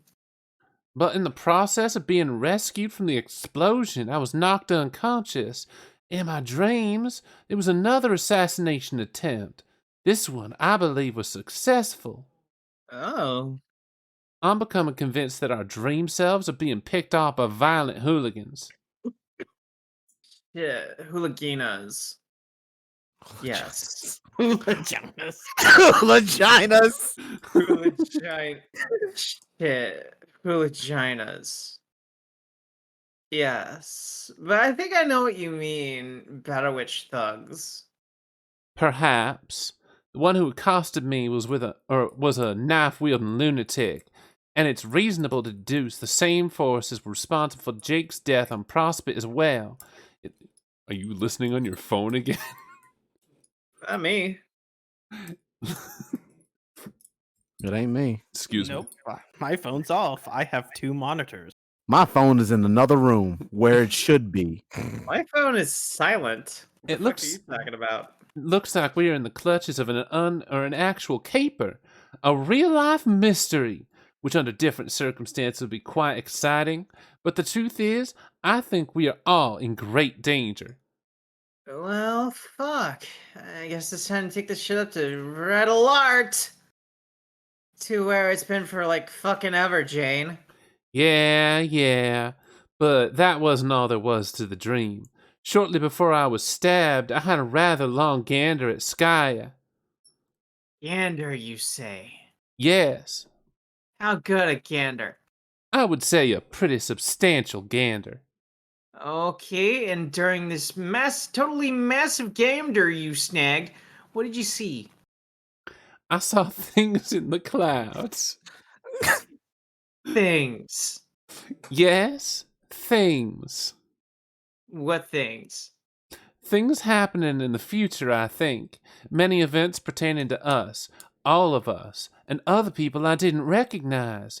It was a bit overwhelming. It made me feel small, insignificant relative to whatever it is we're about to involve ourselves with. And honestly, it made me feel pretty foolish too. Foolish? Why foofish? That's I began to wonder why I ever had the audacity to think I know much of anything about the world we live in or the journey we're about to take, or to think I could ever rule anything out.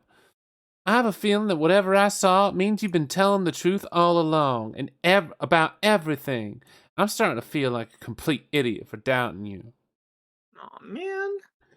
I've been one great big horse's caboose, and I think you're owed an apology. You think you could forgive me? Jane, damn, you're making me feel like shit here. Why? No reason. Just, Hey, did you download the game file I sent you yet? I did. And at this point, I guess I have no choice but to use it. I guess you were a step ahead of me yet again. Why? Because the one in the mail detonated in my most recent assassination attempt. What? Fuck those hacks. The old exploding game. Whoa, what would stuff to such lowbrow shenanigans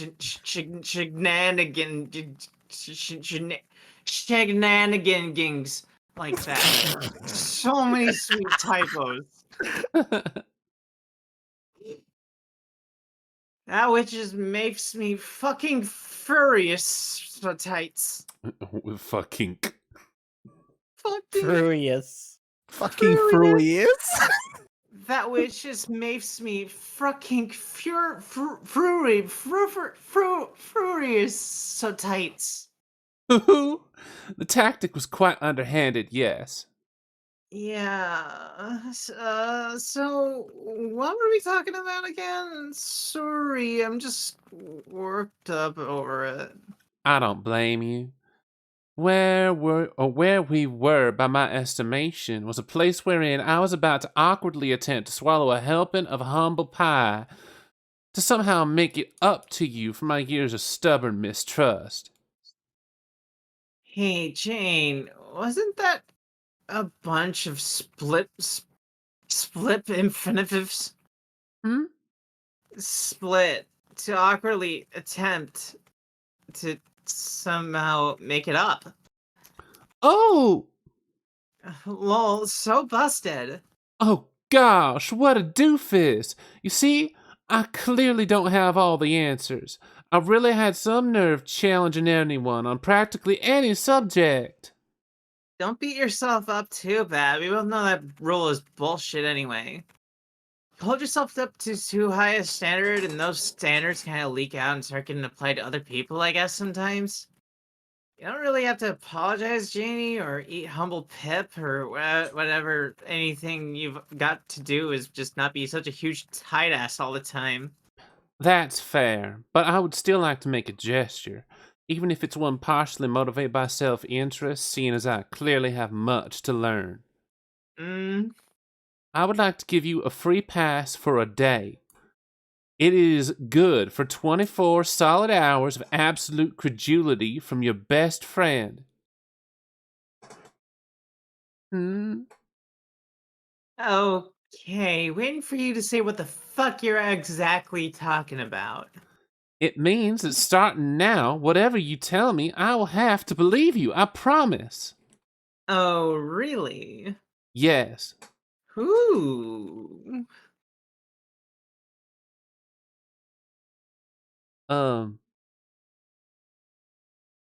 Are you there? Ro? Shh.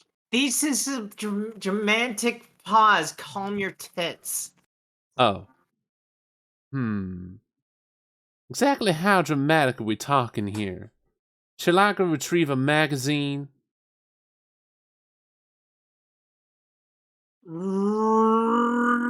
Really?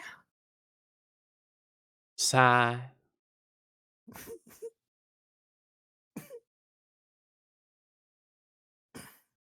Hey then, what do you want me to say for you to auto-believe in? Everything, I guess. I'd like to get completely up to speed if possible. Yeah, but I'm pretty sure I've already said everything. Want me to just say it all again? Some reiteration certainly couldn't hurt, but this time I won't work so hard to sift the fantastical from the plausible. So, like, stuffs I said about my mom, or... Sure. Okay, well, for starters, she really is the notable author you know. Oh, I know that. That was always something I had no trouble believing, considering the public documentation even reclusive celebrities receive. And frankly, the family resemblance is obvious.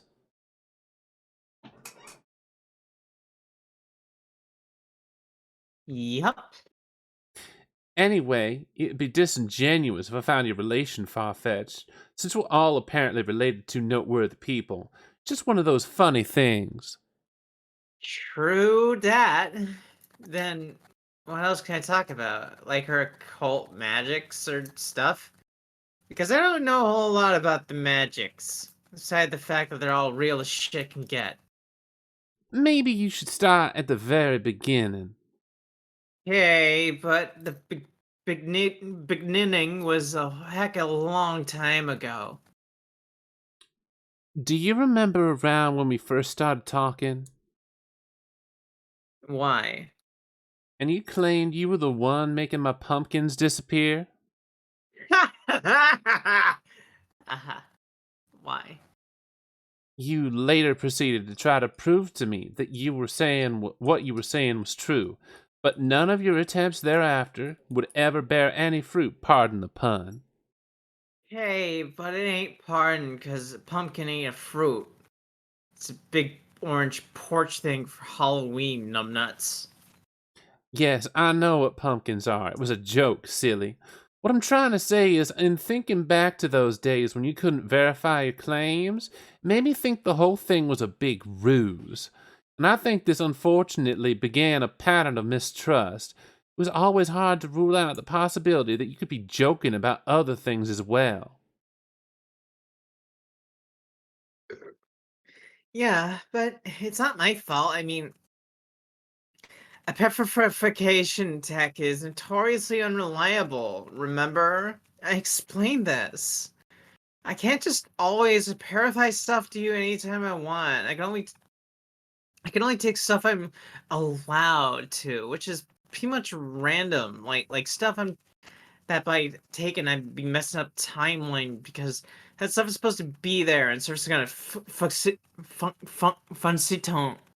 that hasn't served yet. So most of the time, if I try, all I get is slime on my end. But pumpkins for some reason are a little easier to take. I don't know why. Like, there are some specifically and arbitrarily unhinged from space-time. Is Spooko is key. I couldn't begin to explain the science behind such a technology either. But I guess the important thing is, regardless of how or why it works, this is a story you continue to stand by. Or this is a story you continue to stand by? That is, you're still taking credit for the mysterious disappearance of all those pumpkins I grew years ago? Fuck yeah. I so gonked your guards, Jane. Did you gank them when my gourd was down? Yes, I did exactly that. I snatched your patch, sucker. Very well. Then I believe that is what happened. That's all I'm trying to say here. Okay, so you believe that. Now what? Now, nothing really. You may continue to tell me anything you would like with the confidence that I won't doubt you. So by all means, go ahead.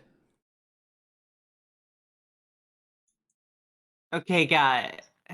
So, Jane, what's it feel like to get stabbed by a bad guy? Oh, come on. Huh? That is a question. Yeah, so? It's not any sort of revelation or statement for me to take at face value. Dad burn it, this isn't that difficult. For the record, it's not great. Yeah, I bet. What's not? Getting stabbed by a bad guy, it isn't all that peachy. Yeah, I bet. Must have sucked. Or dream sucked? I don't know. So, you're not in the mood to tell me things? No, I am. I'm psyched about you wanting to believe me and all, but like, part of me doesn't feel like I should prove it. Like, I tried to once, and it was frustrating. I mean, I'm a scientist, so I should be able to prove my Scientist. shit. So, I'm a scientist. I mean, it was just frustrating. I mean, I'm a scientist, and I should be able to prove my shit. Like, subject my claims to fucking madrigogs. Madrigogs? Madrigers. You know what I mean? Yeah, I understand. I mean, trust between friends is sweet and everything, but I don't know if I want to be recipient of a buttload of pity believings. It's not about pity. It's more like a gesture I'm trying to make. Or maybe that's not quite right. It has more to do with setting things right for myself than making it up to you. Does that make sense? Shoot, I'm doing such a terrible job explaining this.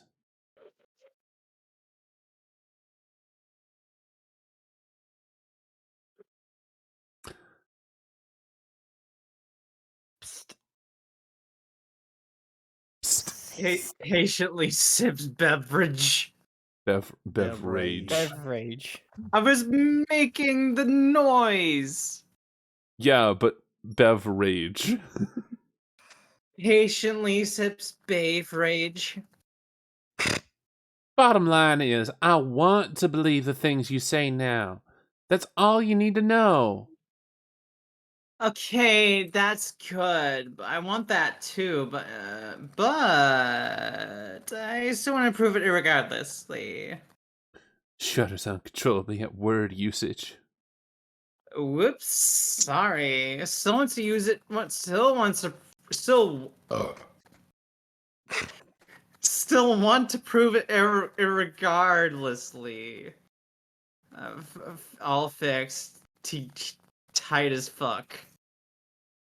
So you down for one last try? Sure.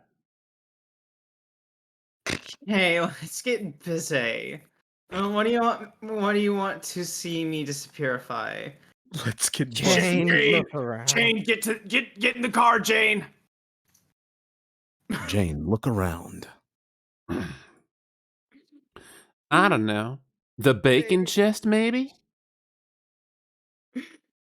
Too big. I got size restrictions here. Bigger stuff takes a huge amounts of powers to swipe. So this gizmo has a built-in size cap, like something as big as you are, for instance. I can't take. Believe me, I've tried. Oh, that's sweet of you, I guess. Was totes sweet of me to try and steal you from the hangouts, but didn't work because bullshit. But I can take stuff somewhat smaller. What are the restrictions? Just dump your shit on the floor. Tell me everything that's there. Jane, empty Silodex. Well, what immediately catches my attention is this enormous book. I wonder how it squares with your size restrictions. What book? My unabridged Sassacres. It's a very rare edition and a precious family heirloom, so I don't know if it would make an ideal candidate for the journey. No, are you kidding? That shit is perfect. Should be just right the size and like big, but just Barkley not too big. But what if it gets damaged? It'll be set fire. It'll be set fire. Oh, silly me. What was I even worried about?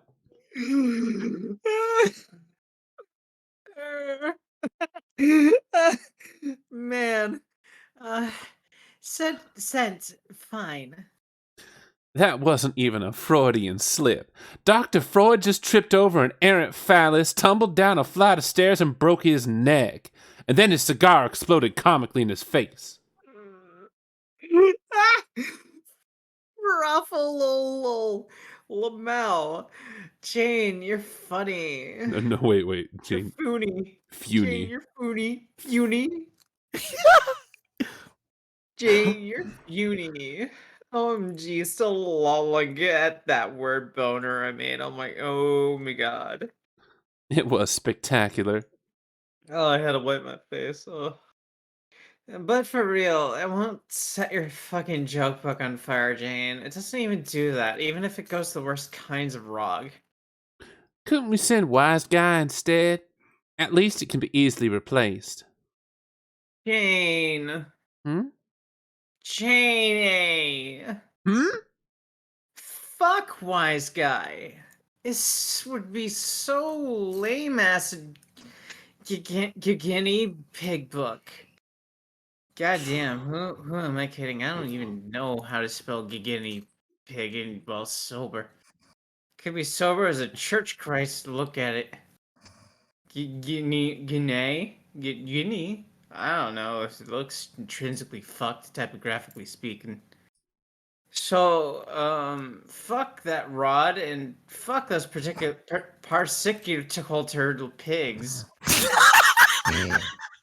Guinene. Gwinnett? No, Wanna watch me whip? Now watch me grenade. Stop. No, I reject your proposal that we fuck Wise Guy, whatever that actually means, or for that matter, the spelling of any adorable rodents named after African nations. Jane, are you being a tight ass again? I don't think so. We talked about this. About what? About you being a tight ass. I'm not being a tight ass. Janie, it seems to me that there is a maths % chance of you being a huge tight ass. Are you being a huge tight ass on me, Jane? Oh, god damn it. Take the book. What do I care? Yes, that's the spear pit. Now you are believing with petrol. I fail to see what offering up a priceless book for your wildly capricious science experiment has to do with my resolution to be less stingy with my beliefs. But all right. Will you relax about the book? I'm only teasing because there's practically a 100% chance this won't wonk like Alwazi? Oh, was he? Like Alwazi. Work like always. So ready? Yes, let's just get on with it. Roxy Lalonde, a purify. Wait a minute, we don't know her name yet. We don't know her name yet. I thought Yes, you he do said- now. Spoilers, Jesus Christ. It worked. I thought they said it already. No, they said Rolal. Oh. It worked. The book is gone. Oh no. Shit. What is it? Shit. It's shit. Did you receive the book? Shit. Shit. Don't tell me. The book was damaged somehow, wasn't it? Fuck. Is it at least somewhat intact? Or was it completely incinerated in transit? I just knew we should have used Wise Guy. I can't believe this. Don't worry. The book itself is tope's fine.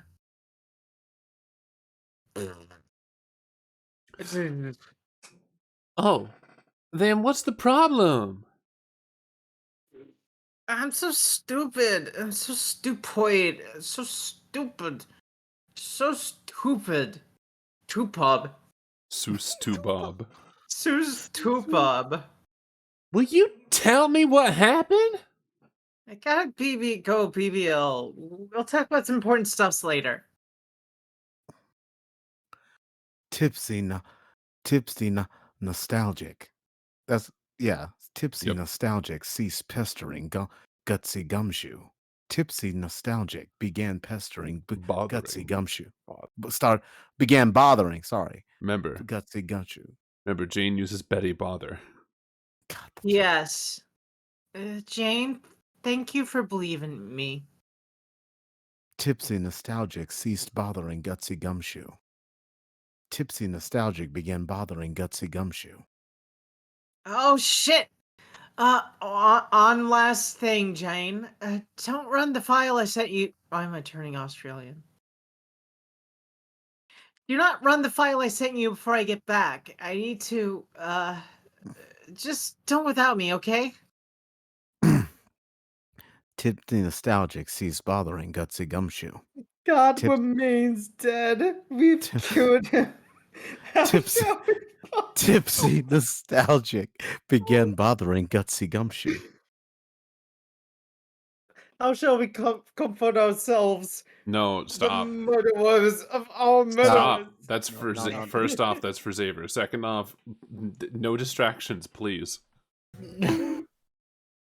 No big distractions like that. We're reading We need to Homestuck. Anyway, vehicle. Wickle. Continue. You wonder what her deal was. It's always something with her. You again notice her game file, beckoning you to play, but she warned you not until she gets back. Phooey. Oh hey, you just noticed your slightly abridged edition of Sassacres over there on the floor. You guess you could have sent the much less valuable copy and save a lot of arguing. But what's done is done. There's more reading material sprinkled about too. You clearly got some time to kill before your BFFC gives back from her emergency. Might as well do some casual reading. But there's nothing casual about hoisting even an abridged Sassacres up to your lap, so forget about that. There's always game girl, but the article about are all a bit vapid, and in your view, somewhat demeaning to female gamers and women in general. You and Rolal are convinced the whole thing is just written by the same odious D-backs who write Game Bro, which is exactly what makes it good for the LULs, her words. Speaking of bros, the games they play. Jane, read Pony Pals. Oh, I need to. You read Hell, this. You read this a hell. million times already. It's one of your favorite gifts. Another gander at it to make it at it sure couldn't hurt. Jane, examine contents. Amazing chapter titles. Potentially the TOC for greatest book ever written. But Betancourt shout out this nightmare instead. 1. A visitor. 2. Screaming ponies. Motherfuck. Danger. More exclamation points. Flames. Missing. The fight. Blood on the snow. Holy shit. Homeless. 3 ideas. Acorn shadow. A pony broods. 11. The final freakout. Appendix A. Official body count. Horseshoes. Whatever. Jane, flip to page 1. Tragic pony noose. A visitor. Dumb name. Sounds like product of a speech impediment by an imbecile. Anna Harley came out her back door and ran across the backyard. Almost a good name for you. Not sure why. There were 2 ponies in the paddock behind Anna's house and yard. Hey, ponies, Anna cried out. We're going for a trail ride, as she prepared the noose adroitly. Anna's pony, Acorn, was standing in the pony shed. The other pony, little Sebastian, belonged to Anna's next door neighbor and pony pal, the city of Pawnee, Indiana. Little Seb came over to Anna, but Acorn stayed in the shed. Anna thought that Acorn was trying to hide from her. He liked to play I'm scared shitless of my master. Jane, turn page. Let me snatch this up for a second. No, it's too Fine. good. It's Fine too then. fun. What are you gonna do? No, just go. All right, I will. Anna went into the shed. Acorn wasn't fucking around. He was staring at the fluffy black cat with white paws, taking a dump on his favorite saddle. The cat was staring back at Acorn, shitting like tomorrow wasn't a thing. Hey, kitty, said Anna. What are you doing here? She asked, the act of defecation oddly foreign to the girl. Pawnee came into the shed behind Anna. Whose cat is that? The rural township inquired. I don't know, answered Anna. It's not a pony, so who seriously gives a fuck? Man, screw handwriting. This is easier. Suddenly, a mouse ran from behind the feed bin. The contrived incident caused some extra shit to happen. Acorn was like, oh hell no, not in my paddock, bitch. Acorn nickered as if to say, vile slurs emitted. The cat leapt back onto the straw and curled himself into a ball. Acorn took a few steps toward the cat and crushed it to death with his magnificent hooves.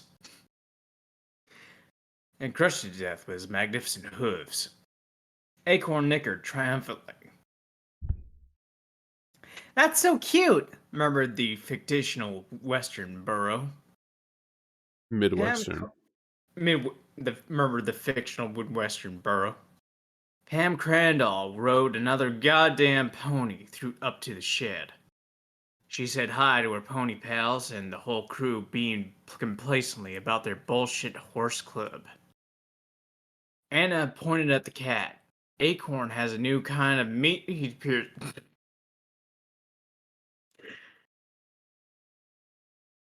Acorn pointed at the cat. Acorn has a new kind of meat appears to tolerate, she exploded. Later, about halfway through the book, rather than see the gag through to the bitter end, Strider began pacing over the entire pages of the original text with his own completely rewritten version of the story, while keeping all the chapter titles. His revision is a tough, emotionally draining read, but it's cathartic in all the worst ways possible. He tends to get carried away with projects. Jane, just check out the file already. You try to distract yourself with Strider's literature, but it's no use. Your curiosity is overwhelming. Lalonde could be gone for hours, for all you know. Surely there couldn't be any harm in just installing the file Could there? Jane, don't do it.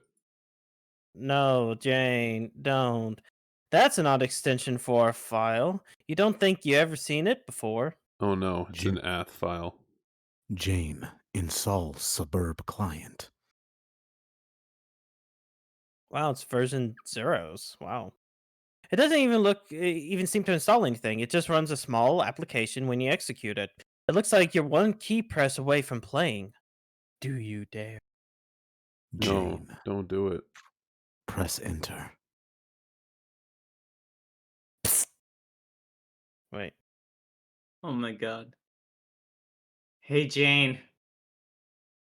Step away from your computer. Computer. Computer. Computer. Computer. Pooter. Putter. Putter. Computer. Me. Space. All right. What? Controversial statement, but I believe that. Oh wait, what the fuck? What? What? It exploded.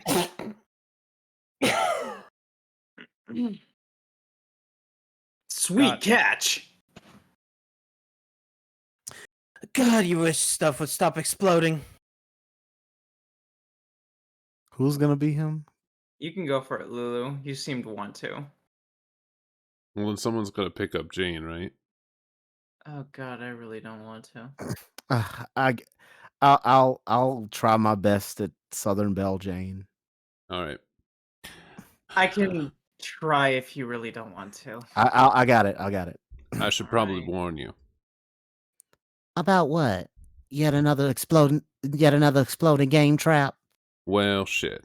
She already sent it. Yes, but to be fair, she warned me not to. That's weird. Why? She was practically just trying to protect me from the Battle Witch's latest assassination attempt. Sheesh, I can't believe you all finally got me saying Battle Witch too. Who would have thought? No, it's weird because Nolan was the one who rigged it to explode. It's a bogus copy she coded herself. The real game file she downloaded is totally legit. What? Really? Got it right here myself. Checked it out. File's fucking clean as a whistle. Whistle that overcame a major substance abuse problem, trying to get its life back on track. The whistle is holding down a steady job now. It's taking things one day at a time. Eat a fucking dinner off of that whistle. Okay, I'll shut up. Why would she do that? To accomplish exactly what it sounds like got accomplished. You narrowly avoiding the fake threat to your life, then getting your shit all hot and bothered at the Baroness over it. Then you abdicate your heiress throne or something, give up on this game as a big fuck you to the genocidal cake alien.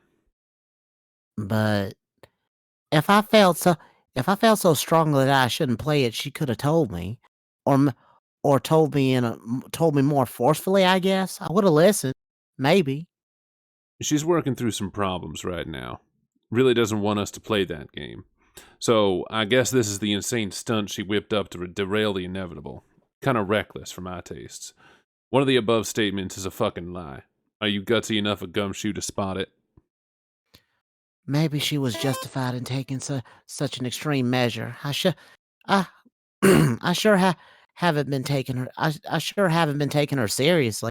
She even warned me not to play it until she got back, but I went ahead because I was too impatient. Anyway, now that I think about it, she was probably going to disarm it or such when she got back, seeing as her objective had essentially been accomplished already by an actual assassination attempt. After that, I told her I would believe her about everything. That probably made her feel guilty about setting me up. So she told me not to touch the file until she returned. Sounds about right. But then I went ahead and ran it anyway like a doofus. I think she just wanted to be believed. Shucks, am I an awful friend? Nope. I'm not so sure about that. Well, before you go taking a massive sad crap all over your friendship credentials, consider this. Only she could manage to blow up your computer with a nasty Deathloop virus and somehow make you be the one to feel shitty about it. Yeah, you're right. Or maybe you're the one who uniquely fills the predicament or the predicate in that construction. I don't goddamn know. Your friendship with her is a half-drunken three-legged relay race. Relay race. Fuck. And the baton is a stick of dynamite. You two are the only ones on the track.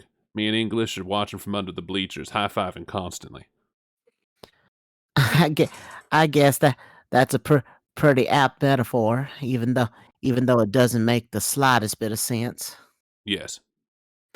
I just wanted to start playing the game so badly. Now more than ever, I have reason to believe the stakes have been increased dramatically. They have. And they will continue to. I think our dream counterparts are all marked for death, and if we are to stand a chance, we must move quickly. I agree. Just heard about your assassination on Prospect. Oh, she told you already? Who, RL? No. I read it in a newspaper. Are you being ironic again? No. I just picked up one of the sleazy Dursite tabloid rags. Sometimes they'll feature some pretty entertaining gossip about the royalty or whatever, but they're primarily dedicated to smearing Prospect. The press had a field day with the deaths of the page and the maid. Dursite? You mean the other planet, the evil one? Durs, yeah. Not evil, necessarily. That's a bit simplistic. The kingdoms represent the forces of opposition to Prospect and the four heroes. Us. What did the story say about me? Dead. Was the big-ass headline.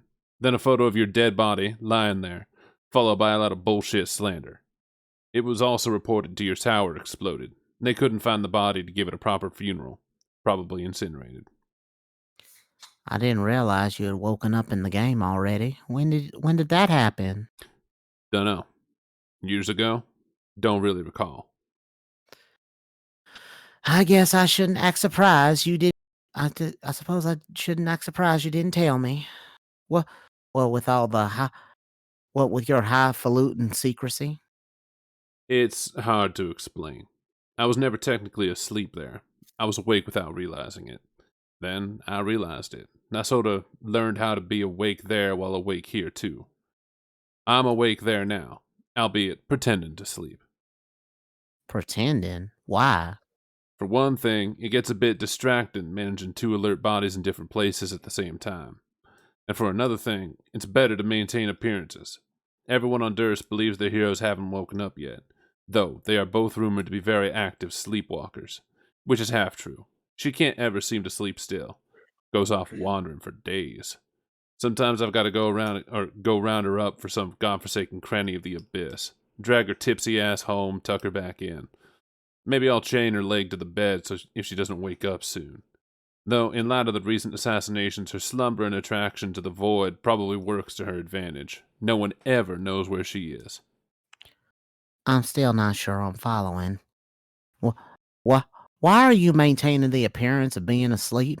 On Prospect, it seems like the people there regarded me and Jake very highly, like celebrated figures. Is it not the same way on Durst? No, it's essentially the same situation here. They glorify us the same way, almost like we're their purple pajamaed team mascots, even though they still completely oppose our objective when all is said and done. Kind of ridiculous, really. But even so, I think it's better to lay low, not alert anyone to my alertness. That way I can sneak around and gather information, do some reconnaissance before shit starts getting real. In other words, read newspapers, get a feel for the word on the street and such, as might a detective? Yeah, among other things. Like keep an eye on agent activity. You mean secret agents? No, more like high-ranking officials. Judging from your knife wound, I'm betting you were the victim of the Archagent himself. You should feel honored, I guess. Who's that? A guy named Noir. Real nasty dude. Crazy ambitious. Loves knives. If we're going to stand by any chance, or if we're going to stand any chance of winning this thing, I've got this nagging suspicion we're going to have to take him down first. And I'm feeling that nags equally is it ain't going to be easy.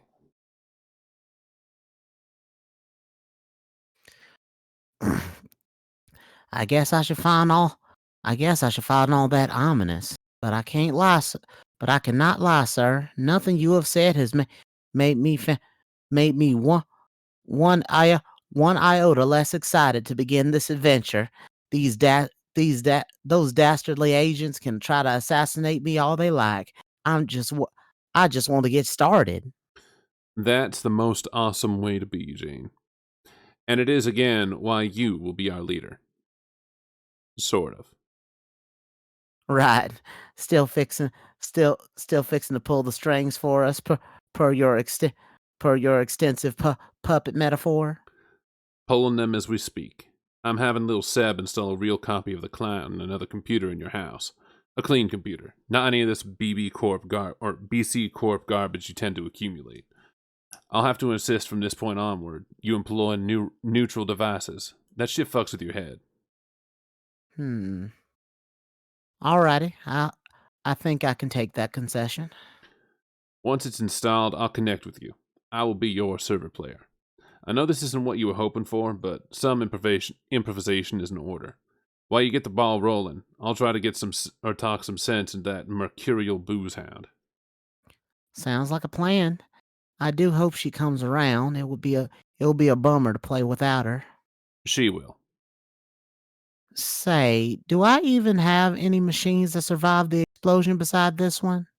Do you even have any machines that don't inundate you with fucking hamburger helper ads and Guy Fieri's heinous propaganda?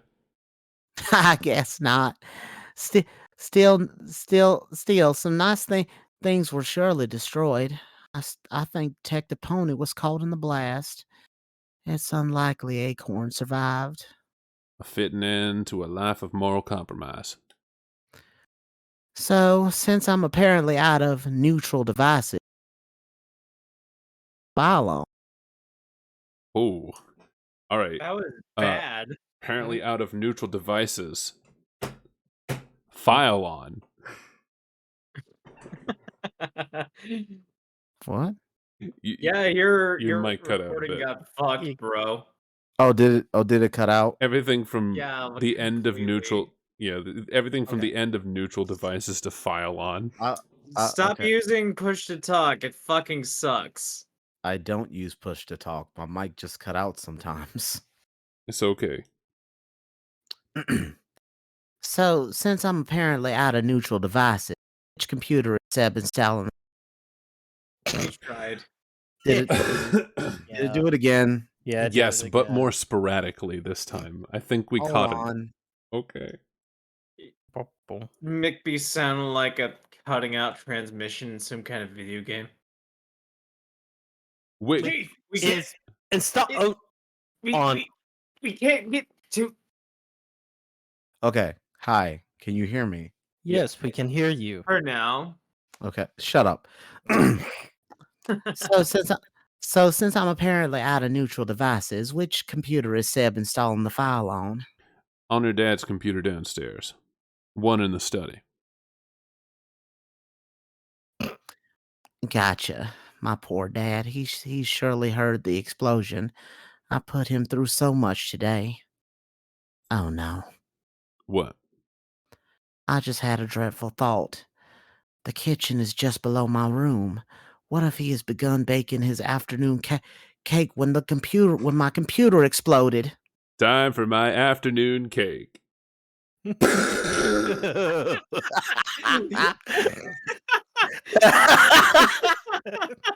Take the fucking cake in the afternoon. Who does that?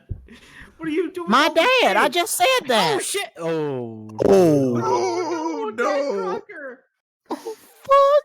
I wouldn't worry about it. Maybe I should go look. Though I'm a little afraid to. I think it'll take a lot more to kill that dude than a little fallen debris.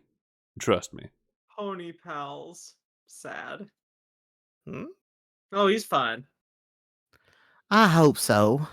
The Crockers have something of a legacy when it comes to losing forebears and all mysterious what? Hold on. The Crockers have something of a legacy when it comes to losing forebears and mysterious explosions. I would be so sad if I kept the tradition alive like this. The most you have to worry about is getting grounded back to the Stone Age. When you enter the session, he'll probably lock you up in a prison cell on Durst. Probably stick a huge safe in front of the bars for good measure. Measure. Are you like Fred Jones' voice actor now, where you must say treasure? Now do me a favor and hop off the couch. Okay. What are you doing? Making room for something big. DS deploy. You watch. Okay. Go for it.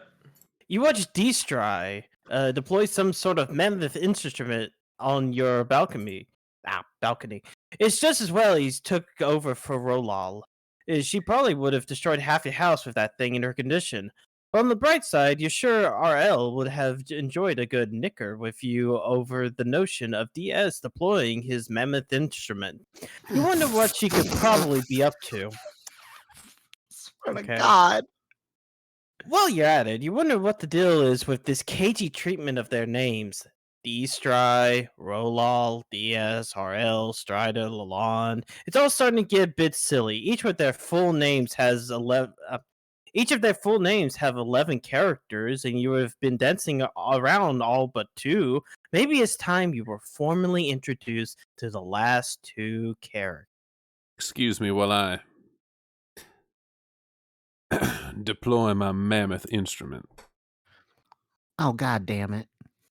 One of the last 2 stands in her bedroom. It's a young lady. Due to an incident involving a purifier, an unabridged Colonel Sassacres, and a perfectly white cat, she will not be able to assist her BFFCs for some time. And due to the aggressive a concurrence of all that takes place in Paradox Space, this incident has not happened yet. But what has happened yet was this young lady's 13th birthday. It took place almost 3 years ago, and on that date, her placronym was engraved. It was engraved with 11 characters to be precise, 9 of which we are already familiar with. You figure out it couldn't hurt to take a peek at the engraving. You've been dying to get the scoop on those last 2 remaining characters. Examine placronym. Hey, get that damn cat out of the way. Thank you, cat who's probably Jasper's. The final 2 chromosomic symbols have been released from their fluffy, twitching prism. Sorry, you now know her name now. Whoopsie. Oh, wow. Your name is Roxy. God damn, you love wizards. You wish and hope they are real, and that so too is their magics and stuff. You have enjoyed writing fan prose for said magical men, but you think that maybe it's not so great. You are, however, quite great as the esoteric sciences, such as ectobiology, dark fenestrology, and the delicate art of a purification. You have tended to accrue dead preserved specimens from your experiments, little to none of which aren't feline. You aren't one to shy away from a bit of gaming, particularly the sort of well past its prime. You have a real soft spot for old school technology. It is fair to say most of your leanings are governed by a bent for nostalgia. Your coding cred is totes ridic, basically making you the hottest shit hackster bitch you ever knew. As deadly to the grind ass, she is beautiful. You are known non-seldomly to employ roguish demeanor towards fellows, a habit not especially jeopardized by your non-infrequent inebriation. Which is to say, against the better judgment of one your age. You like to dip into the sauce now and then, unless your mom is looking, which happens to be virtually never. And considering she has been known by the knowledgeable to be in possession of vision omnifold, This strikes you as particularly stunning lapse in parental diligence. But you have good friends and many distractions to fill this void in your life. What will you do? Hold on. I don't like Jimmy Neutron, but I gotta read this quote. Hold on. Mm, Once, when I was 7 years old, I sat on a banana, and of course, that changed my life.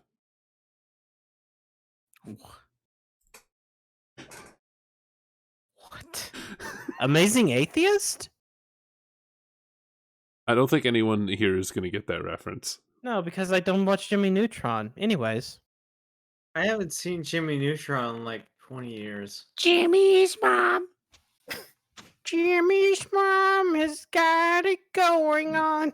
He's Walking out the window. Someone read this. Someone read this text. Thinking, how could you do Ro- this to Roxy. me? I Hey, thought you, belonged you, to hey, you only there, me, you, but I you, went you, hey, wrong. hey, you.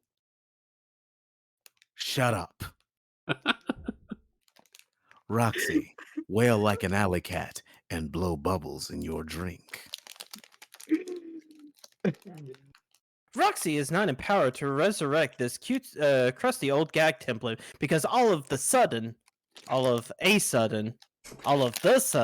she is too busy being the other guy. We have absolutely got to peep the last two letters of this Max Chill dude's name on the devil fucking double. Examine placronym.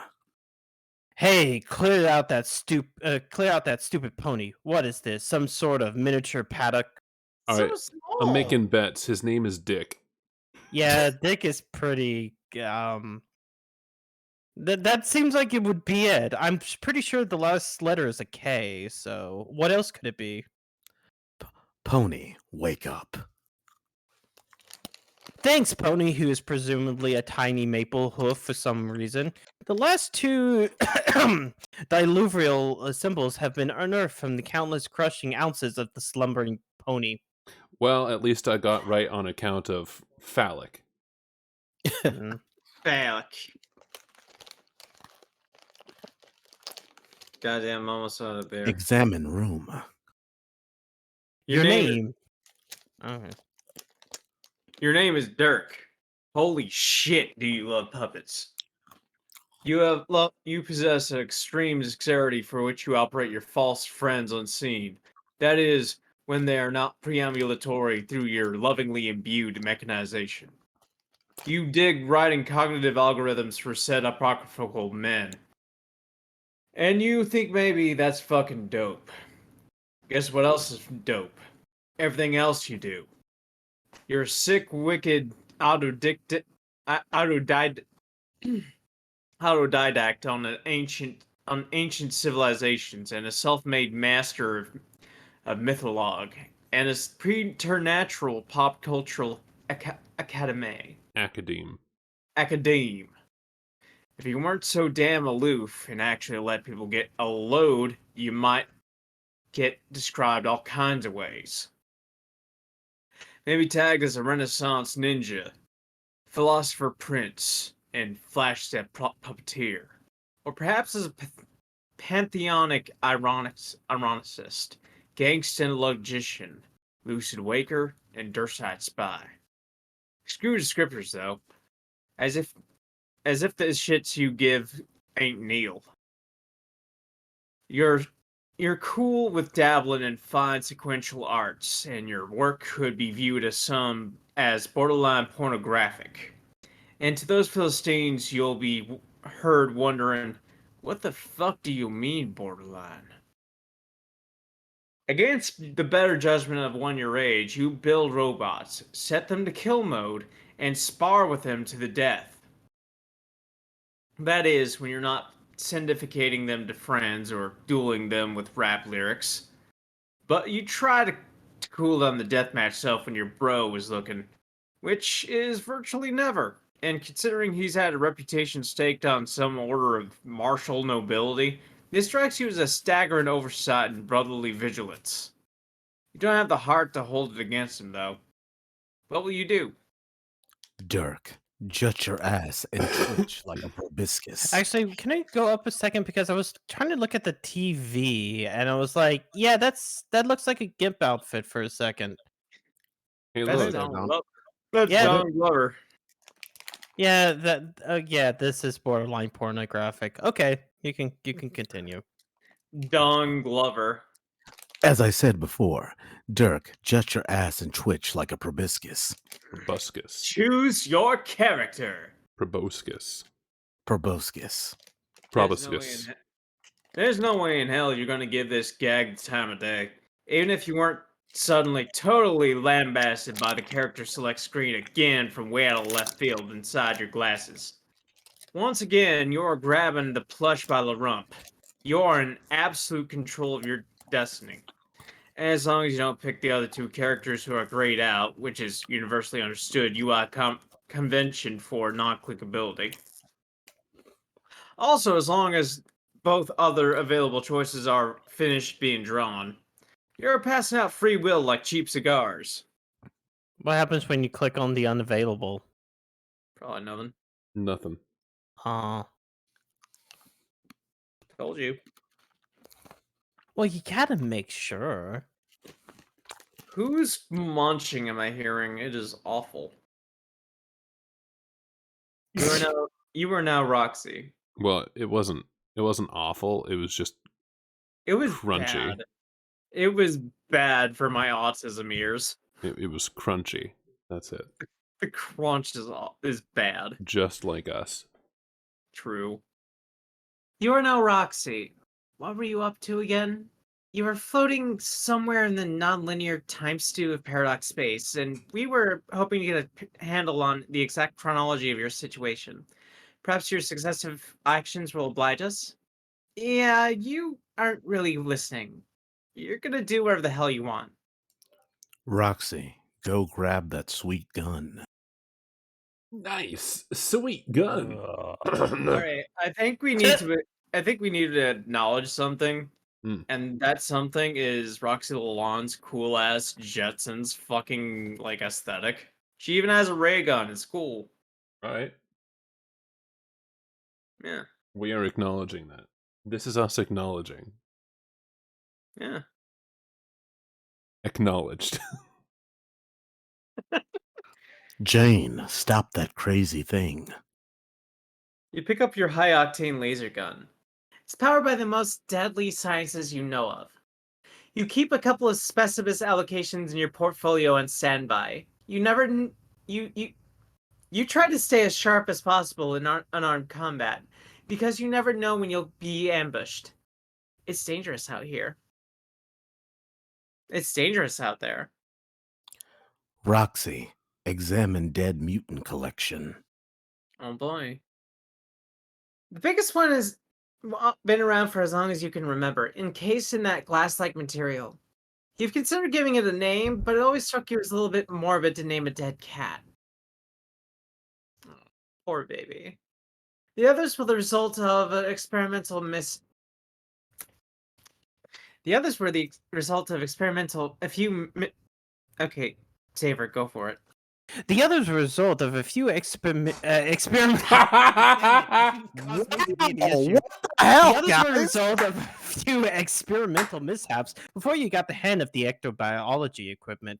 You kept them around to remind you of the perils of the inexact science, and also because they're weird-looking and cute. You've since cloned many healthy felines, but they all lived in the laboratory out back. Your pet cat doesn't really get along with the other cats, and you don't want to upset him. Roxy, capture log 1. Take the You big took boy. You Yeah, took the let's biggest go! one. What?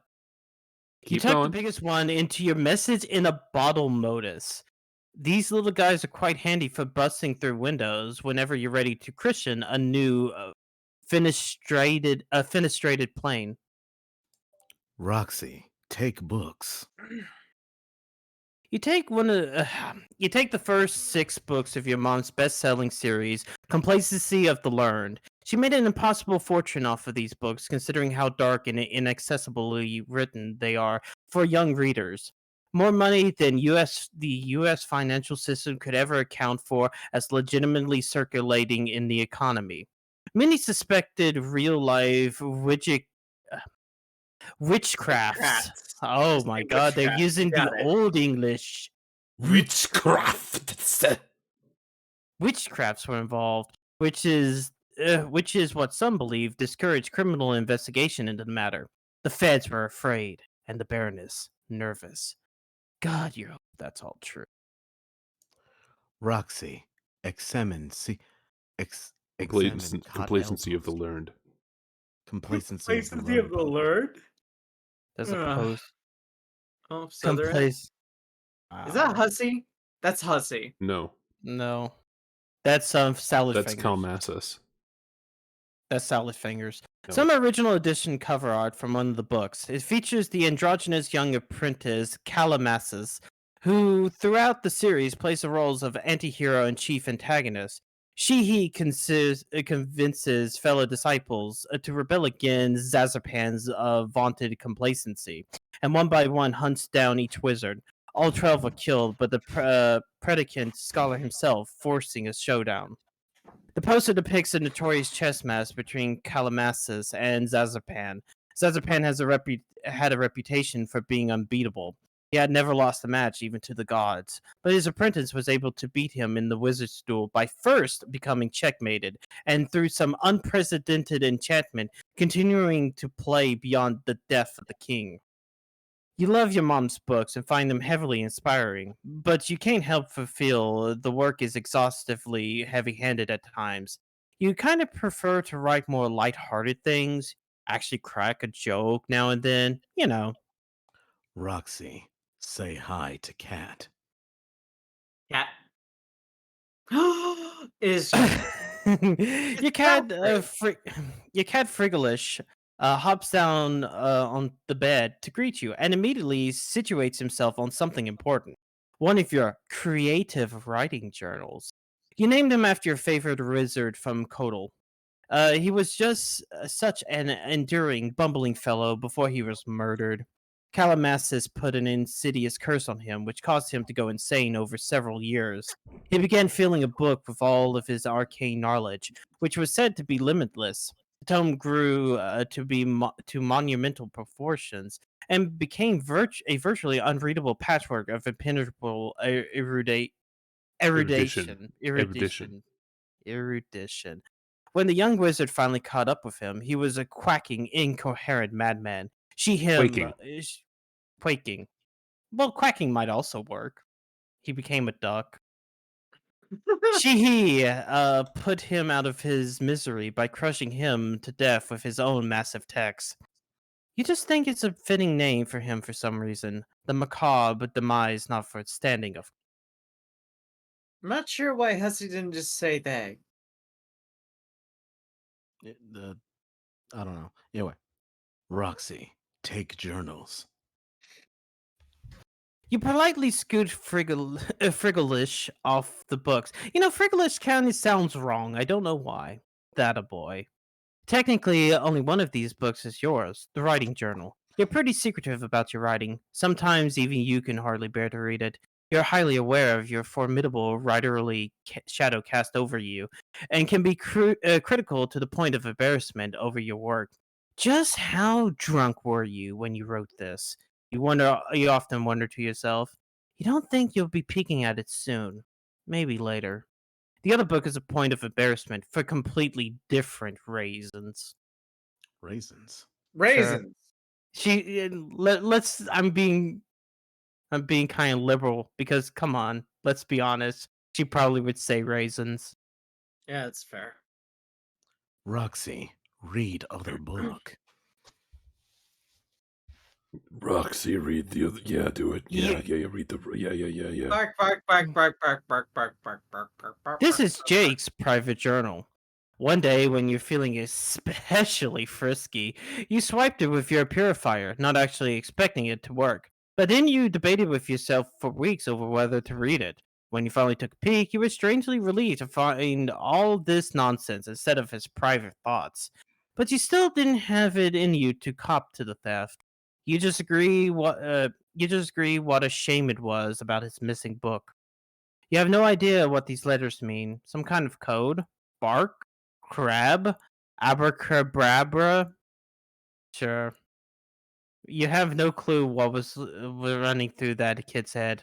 Not unlike always. Roxy, get little ray gun. It isn't a ray gun. You're a purifier. Pretty much the only Crocker tech you can bring yourself to use. It's just too handy not to. You just plug in the coordinates you want to nab something from, point at it where you want it to purify, and shoot. It'll make that thing purify right then and there, assuming no temporal conflicts. Piece of cake. Not Crocker brand cake, though, because fuck that rich. Roxy, you're thirsty. Fucking Sure all is. the time. That isn't a command. Excuse me, but you beg to differ. You poured that beautiful martini a little while ago, and you've been letting it gather cobwebs while you horse around with random shit in your room. What a crime. Roxy, commit a crime. Sip the martini thoughtfully, even though you're a 13-year-old girl. She is 16. 16. Almost. But also, Is it 13? no. She was 13 3 almost. years Why are ago. you being aqueous? 13 almost 3 years ago. Oh, Yeah. Nick, why are you being aqueous? If I was being aqueous, it would be this. Same thing. Mm. Almost. Yeah, Mm, same thing. You just except that Are I'm you just perspiring? Do you need a narrator. towel? No, I do not need a towel. you just added some all you do when you're going into the aqueous is you Sip the goddamn martini. Damn it. This is the wrong stock reaction. You will not stand for this outrageous misrepresentation of your beverage enjoyment. Oh, is it Roxy. terrible? Roxy, sip martini more thoughtfully than that. That's much better.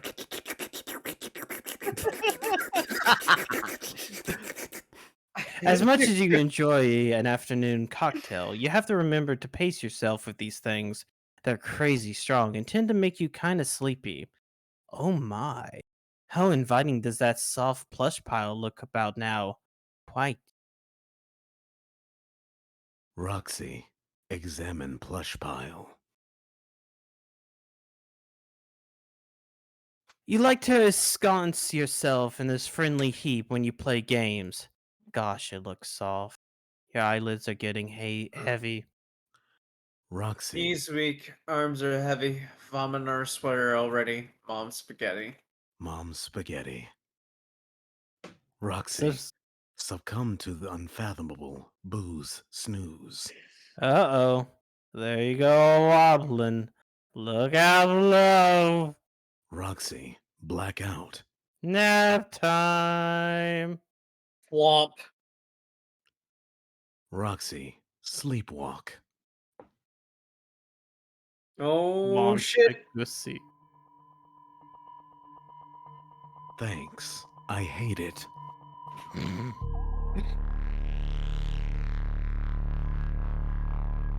I like how Durst is just a physical object. I mean, the sign.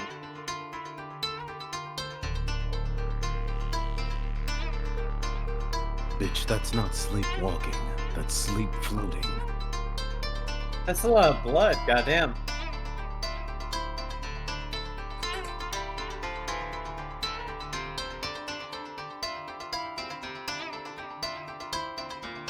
Mom's spagusi.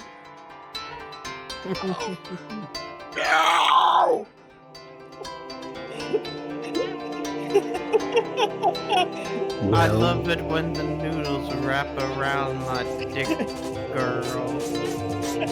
No! Oh, Mama Lulu. Where's the spaghetti? I love it when the pasta tendrils turn into tentacles. Oh, hey. Hey, look, aqueous. Oh, look. There are not.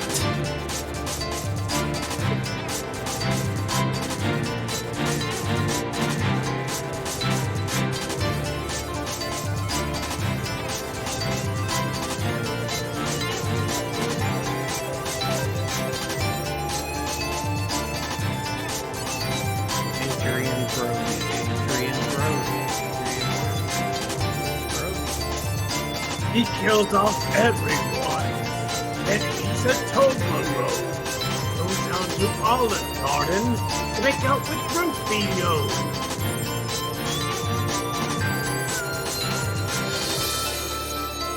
Wait, it's happening. You mean Dead Pita? Yeah. You shut your whore mouth. But it's facts. She's spitting facts. Rude.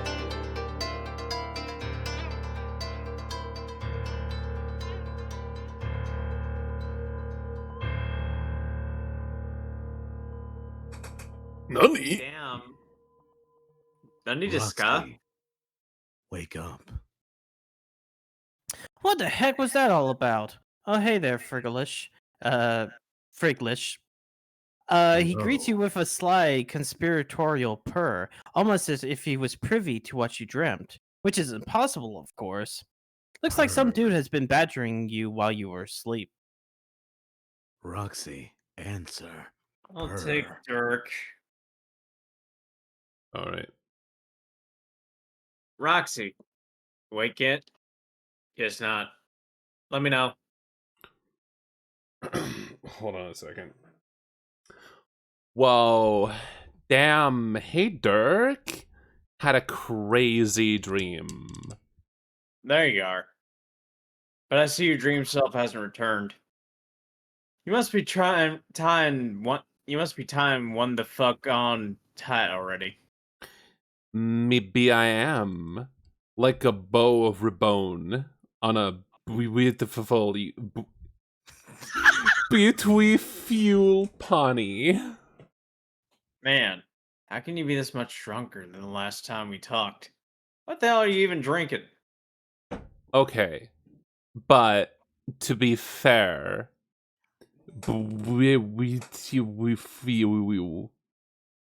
was an intentional typo for your benefit. Because I know you loves the pose. It's a beaut. So, you spying on me in Dursville again? Yeah. Fucking perv.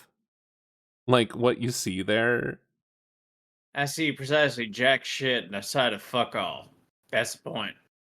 You got too sauced up and went rogue again. You're out there in your weird drifting stupor, independent of your waking self-awareness. Excuse me. You gonna go after me again? Get on your haunts, galoop me home like Prince Charming back to Swoon King Dong. Oh my god, blush shush blah. No. I'm in thinking it over, it's sort of a relief. Simplifies things somewhat. It's better for you to stay out there for a while. There's been a problem. What did you do now? Okay, I fucked up. I made a mess here, and I'm not sure what to do about it yet. Huh? Hold on. Don't- Whee! That Oh, was fast. Jesus Christ! You're right there. You're right there. Just go. I got you. No need for you to worry about it for now. I'll figure something out. Until then, I'm just gonna prepare for our session while I think it over. What a surprise. Another misfery for you to keep yourself and overly cerebralize. Snore. Hey, let's talk about something cool instead. Like the dream I had. Okay. First, I had some ordinary, boring dreams that I don't remember. But then I dreamed that I woke up from the drama, and things got way bright and surreal, and I saw someone. I think it was supposed to be my daughter. I'm trying to do the Wisconsin. I'm not sure if you're succeeding. I'm not drunk enough. Well, I have drank plenty of beer, so we're getting. Stop it. It's getting into character. She's doing it. Why do you think that? You know those dreams where you just know someone's supposed to be someone? No. Okay, well, Ragulgar people have those, I'm pretty sure, all the time. Are you thinking it was prophetic? Like a glimpse of the future? I don't know. Because that's not really how the Abyss works. It's not Skya, and we aren't prospect dreamers. There's nothing like that out there in the Abyss. If you drip far enough, there's only horror. Terrible, terrible horror. Okay, but I'm not saying it was a future dream. It just got a little glimple and it felt real, and all I'm saying is it was a cool dream and I wish was real. Glimpse. Well, maybe it was. Maybe there's no fanciful game-supplied mechanism of prognostication involved here. Maybe you're just an ordinary, run-of-the-mill psychic. I guess it's possible. Hey, Dirk, what do you think it'd be like if we had kids? What would it be like? Inconvenient, mostly. No, I mean, what would they be like? The kids. You ever wonder about it? Can't really say I have. You know, for an eccentric guy, you can be boring as fuck sometimes. Sorry, Rox. For what it's worth, I'm picturing them now, a boy and a girl. Two perfect little freaks of nature raised by people who have clearly got no business bringing up anybody. Shucks, Buster. It's just a fun little hypothetical to daydream about. Why you gotta suck the fun out of shit? Like some turd-hungry Dracula? It's not like I'm lobbying for you to hook me up with a whole mess of fucking babies. Or that I'm holding on to any such delusion that's even a remote possibility. Listen. Listen, Yes, listen. You heard me. do you mean Lisai? Nope. I'm a sticking with Lysine. Going down with the ship. The SS Lysine, starring Captain Rolal. What does this Lisan actually mean in this context? Oh, come on. Come on, what? Lysine is universally understood to mean too bad he's gay, you deliberately obtuse dunderfuck. I mean, yeah, that's what I thought. It just would have been cool if you refrained from tossing about such antediluvian terms. Antediluvian what? Me saying you're gay, you mean? Yes. Okay, but terminology aside, I don't think I'm off base. I don't see how it has to be a thing. I really think it's an actual thing, bro. Once upon a time, sure, but the world's changed a lot. Ever peek in a history book between your wizardly indulgences? This is a nuanced topic. Man, I know about the histories. Just believe me, it's a thing. How is it a thing? It's a thing because if it wasn't a thing, then you wouldn't be all like, Oh, like what? well, wanting nothing to do with me for starties. Don't be ridiculous. I have more to do with you than any dude could possibly bargain for. And I like it just fine. What a totally lame plus sweet answer simultaneously. Art. Yeah. Now, maybe we should direct our focus on a matter which has nothing at all to do with what does or doesn't qualify as a thing, or what our fantasy alt universe offspring would be like, or anything like that. Such as this game. And whether you're in the best condition to be piloting Jane's connection. Maybe you could use another nap. My conditions are just fine. And anyway... Excuse you? I think you mean conditions. All right. My conditions just fine. And anyway, that ain't gonna get slept off, or what ain't gonna get slept off is the fact I still don't think we should be touching this BS witch game with a 20-foot tree or 3 dent. We both know her plans need us too.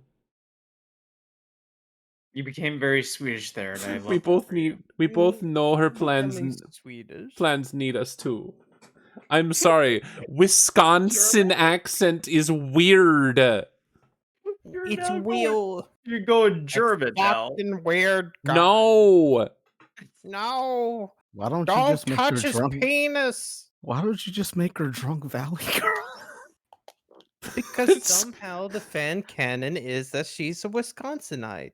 Nah, it's just like heavily accepted by a lot of people. I don't know if it's like the big one. It's just like that's the one that I know. And you know that sounds about right.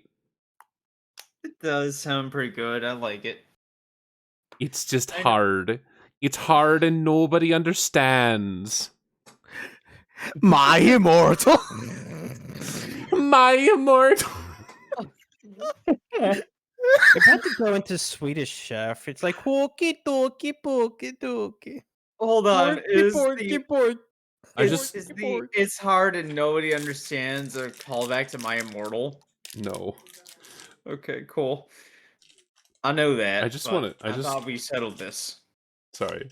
I just want to go to Wisconsin and ask people, how do you talk like this without devolving into a Swedish accent? It's just kind of natural, don't you know? It's just kind of natural. It's just kind of natural, don't you know? But that's the problem. Okay, here's the thing, right? Irish accent, Canadian accent, Wisconsin accent, also Swedish accent to some extent. They all come from a similar base. It's all about the way you shape your mouth. And when you live in the north, you open your mouth a lot more. And that's where it comes from. Oh, I get it. It's because of the who's and ha's. The right? who's and the ha's, yeah. Because Fucking who's give cool air, ha's give warm air, and because it's too cold up north, you have to ha a lot. You have to ha a bit more, yeah. Ha. Yeah. You Ha. open your Stop fucking talking about Wisconsin. I'm gonna fucking blow my brains out. you open your mouth a lot more. Look, the It's- only yeah. thing good that's come out of Wisconsin right now has been Red Letter Meteor. So Who? Red Letter Media. Never heard of them. Oh God damn It's still so frustrating No. telling Jane about the dangers. And even if she's being polite, I just know she thinks I'm full of crap about everything. Oh, sorry. Everything. Everything. Everything. There you go. We settled this too. She'll believe everything eventually. Why bother working so hard to convince her? Well, I don't even do that for the most part. But it gets tiring and saddening, knowing that when we're not actively talking about it, that my best friend can't bring herself to believe some really basic things about my life. Like the shitty things the Baroness has done to us, or about our upbringing. Like, do you know how miserable it is for your BFF to doubt you when you tell her your mom is dead? I guess. It just registers for me as a reaction which isn't completely unreasonable from her perspective. She's inundated with the media coverage of those whom we've claimed as our parental figures. That they are not presently alive or nor ever played that role for us as she understands it is just an extension of a much more elaborate and far-reaching explanation, which is harder for anyone to digest in its entirety. Well, anyone who isn't Jake, I mean. I still say you should cut her some slack. I was gonna say more just still say you should cut her some slack. That's what I said. More, yeah, I was going to say, but you did recover on the last one. I was just about to say, and then so I said I was about to say it. Scree. I know. And I need to- need I remind you that the potential for that try that again. And need I remind you that the potential this game provides for the resurrection is what motivated you to investigate in the first place? You good? Yeah, There we go. I was moving my mouse. No, I remember. I told you a million times. Shit sounds like it should be the best thing ever. Wherein ever's capsed as heck. But also that no matter how awesome it might be, it's probably going to advance the schemes of her condescension. Right. But what if we could stop her? Part of me doesn't want to give the satisfaction of starting up and all. Like, if we wouldn't that if we didn't, wouldn't that wreck her shit just so hilariously? So many olos. I must be hard accounting because I'm barely racking up a single goddamn out. Okay. I must be hard accounting because I'm barely racking up a single goddamn laugh out loud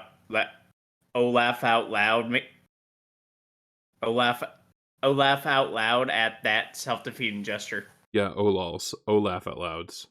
It took me a minute. I have been drinking. Damn, I thought Lulu was reading Roxy, not you. Shut your mouth, Mick. Maybe you should have switched. No, but it would. And for all we know, starting it up is playing right in her claws. Could be a trap waiting for Jin the moment she enters. If I stop her from playing, maybe I could at least give her a chance at a future. But there is no future on Earth for them, or for us for that matter. Don't know that for a fact, but anyway, I kind of already made this bogus file for her. What? You know Why? what? To scare the shit out of her, make her What were you learn. gonna say? I'm just gonna fucking try and abandon the fucking Wisconsin. It's It's It's just hard. insufferable. It's hard when you're already trying to be drunk plus Wisconsin. Help. Help. Make her learn to fear and respect the fucking hag like she should. Then maybe we can drop this whole in-game meetup / resurrection idea altogether. Sweet though it may be. Rox. I hope you're not thinking of sending one of your batshit ATH scripts. On this subject, I am Miss Zuipperpips. Miss Zuipperpips? The amount of sense you haven't been making is unfucking real. Just go take a nap. And don't even think about sending her that file. Are you listening? I will take what you say under the Circeus advisement. Wonk. Jesus. Sorry. Dirk, when did you just stop being any fun? What? It used to be you'd get a kick out of a stunt like that.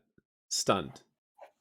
Man, you know I'm down with insane stunts. Insane stunts are practically all I'm about. As long as I actually agree with the purpose that they're intended to serve. Destroying Jane's computer and dissuading her from playing is not such a purpose. Betcha your responder would agree with me.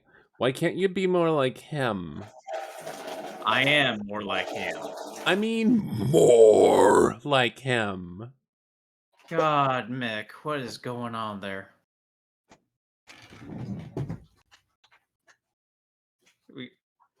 Are you good, Mick? Are you there? Hello? Are you there? Hello? Are you there? Mick? Just ignore it. All right. Sorry, I'm back. You just misspelled more, causing me to suddenly understand Jack everything. He's more in touch with his feelings, which just makes me L my FA off, since he's a Bobob. A Bobot. Robob. Bobob! And he can actually loosen up sometimes, kind of like you used to could. I used to could. For one thing, he doesn't insta shoot down a bip of frisky RP shenanigans now and then.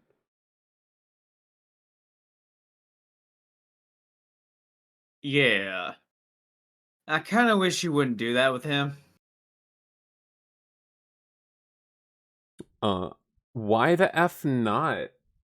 It just seems a little tawdry and disrespectful, and vaguely exploitative of a still emergent cognitive entity whose perceptual frame of reference is still difficult for us to comprehend. Oh, come on. He's cool. A guy just like you. It's just he lives in some shades. It rubs me the wrong way, is all. Oh. Do you want me to rub you the right way? Not really. You're overblowing this. It's just an ironic, funny thing we do sometimes. Come on, I'm sure you read the transcripts yourself. It's all a lot of jokestery bullshit. He blocks me from being able to read transcripts sometimes. Oh. Wow, he does? Sneaky bastard. Anyway, I'm not sure how ironic it is. Okay, next time I will run it by the Mastar first, with his fancy fucking ironometer. Okay, so here's the thing with AR since you still don't seem to get it. He's very similar to me in thought process and behavior, yes. He's very similar to me in thought process and behavior, yes. But those patterns were imported from a 13-year-old version of my psyche and then sealed into a program as starting parameters. In the years since, we both evolved somewhat. I, as a human stew, and he, as in whatever way is natural for frequently running self-aware application. So, if there are any differences between us, they're first reflected by what I feel is a maturity gap, then further by several years of minor behavioral divergences. Oh my god. He's 13-year-old Dirk. Why did that then not occur to me? That is so cute. It makes me feel kind of skeevy for saying something lascivious at him. Damn it, you ruin everything. You're welcome. Yo, you guys, I realize I can't hear you, right? Yes, I was aware. Check out all these complicated fucking problems people have when they have to live in big lumbering flesh monsters instead of a sweet pair of shades. Dude, do you think you could sit this one out for a while? This conversation practically doesn't even concern you at this point. It seems there is some gnarly crooked number that represents the percentage of the probability you just said this doesn't concern me, even if it's patently obvious that half the conversation way totally concerns me. Shit, Roxy, look. He's doing the thing where he ironically pretends to fail the Turing test to sass me to submission. Even though I was the one who fucking programmed to do that.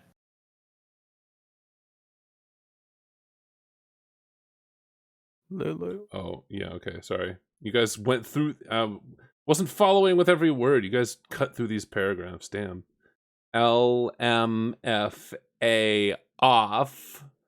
Like, my butt is juts there on the floor is now how hard I L'd it off just now. Not picking at the floor, bud, because I'm only 13 years old, motherfuckers. This is fucking dumb. I'm gonna leave you both of you to interact however you want. I have important shit to deal with and actual responsibilities to take seriously. Roxy, go nap off your drink or aggressively wage another flirt larping Roxy, go nap off your drink or aggressively wage another flirt larping campaign. Whatever. I don't care. Just don't send that file to Jane, okay? Timaeus. Oh, whoops. Sorry. That's Hold up. Godspeed, Mick. Timaeus testified, ceased pestering Tipsy Tipsy Nostalgic, Roxy, Flirt LARP. Lamo. Lamau. So, looks like it just the two of us. Looks that way. Fancy that. Guess I can go back to talking in orange. Wait, hold on, Mick. Hold on. There's something I was doing I was personally doing to kind of diversify Dirk a little bit. Autoresponder speaks without an accent. Okay, that's what I figured. I wanted to. Yeah. Okay, I'll do So, that then. I was basically just having autoresponder speak as robotically as possible. And also without an accent. As opposed to Dirk, who has a little bit of an affectation, obviously. Yeah.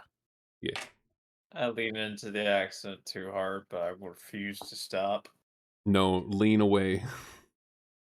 Never. Pull off the throttle. I can't. Anyway. Why, yes, you should slip into something more comfortable while I pour you some robo wine. We have much to discuss. Tense fingers together with sultry cunning. Actually, I think I like the red better. Okay, I can check the cellar. Maybe have some choice years left of the Pinpot Noir. I don't doubt the choiceness of those pinpots, but I'm not really here to screw around. There's something important to talk about. Aw, dang. Jane's after me. Sorry, bro, it has to wait. Can't leave Janie hanging. All right, but just so you know, I think Dirk is probably going to make some sort of formal romantic overture towards Jake today. What? Wait, really? I've been crunching numbers all day on this. The percentage of probability is simultaneously bananas and through the roof. A complete disgrace of tropical fruit erupting from the peak of an unassuming domicile. Oh my. How do you know? Because I've aggregated thousands of subtle clues indiscernible to primitive human neurology and rammed them through my determinative infatuation engine at the astounding speed of information. Astonishing. Astonishing speed of information. Thank. And also because I'm pretty sure it's what I would do if I were him, which is literally the case. And also because he kind of told me, I guess. There's that. Well, this should be interesting. Did you tell Jake or... Not specifically. Man, does he even know how he feels? Lol, the poor guy is totally under siege from all sides. He knows well enough. I've badgered him through enough insincere solicitations to paint a pretty striking portrait of my cognitive progenitor's inclinations, even if he wasn't able to pick up on such hints from the man himself, which strikes me as statistically implausible. And that's not even me just spewing more ironic AI bullshit. I was never that clear on that. Are you like both crunching on him? Or is it real for him and ironic for you, or... It's complicated. No shit. Says the robo clone of the guy smitten with the guy everyone else is smitten with, including said robo clone, maybe? Hey, can you hold this thought? Have to answer James. Yeah. Roxy, enter Jane. Hey, Rolal? Upos, sorry, was having important chats. Oh, with whom? With yet another ineligible fucking bachelor who elf I have to talk to. Continued previously. Anyway, if you're still there, I wouldn't call my feelings ironic, though evidently I would enclose them in quotes. Uh, they're more like an echo of feelings once established in biological context, the, though perhaps not though perhaps had not particularly well materialized at that point in my life, or his life, whatever. They still feel real sometimes, and it can be easy to get carried away with them. But most of the time they present themselves as dense bodies of abstraction to be evaluated, like any kind of information. It's fair to say the feelings I have about my feelings are more genuine expressions of emotion than the ground level feelings themselves. Does that make sense? Yes. Sorry, distracted. Important shit gone on with JC. That's fine. So to underwhelmingly answer your question, no. I don't think I'm really into Jake. Not not so much as occasionally being subject to heavily arresting recalls of conflicted insipid preteen episodes on the subject. I'm not sure I can be into someone in that way, if you understand. Not that I wouldn't not that I not that it would even matter if I was.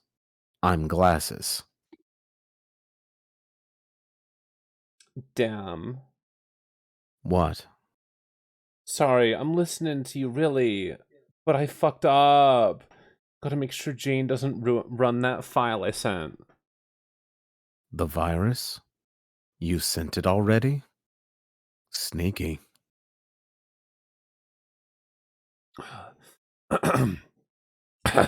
Wow, I'm such an ass. What are you two talking about? The bot line is, I'm a horrible friend. You could just tell her you sent an exploding file. No, then she'll think I'm shitty. And right now she thinks I'm super not shitty. And don't want to blow it. I'd think I'd rather pull a Dirk and profess my undying feelings for her. Oh my god, oh my god, oh my god. Wait. You have feelings for Jane? No, you dingnut. Was joke. Oh my fucking god. If Dirk tells Jake about this stuff, what about Jean? How's she gonna feel competing with a friend and all for a guy she can't even get up the nerve to say anything to? Or Jane. It seems to be highly probable you are ensared in the throes of one of your human romantic quandaries. Oh, shut the fuck up. I need a drink. Are you even talking to her anymore? It seems like you must be neglecting her side of the conversation.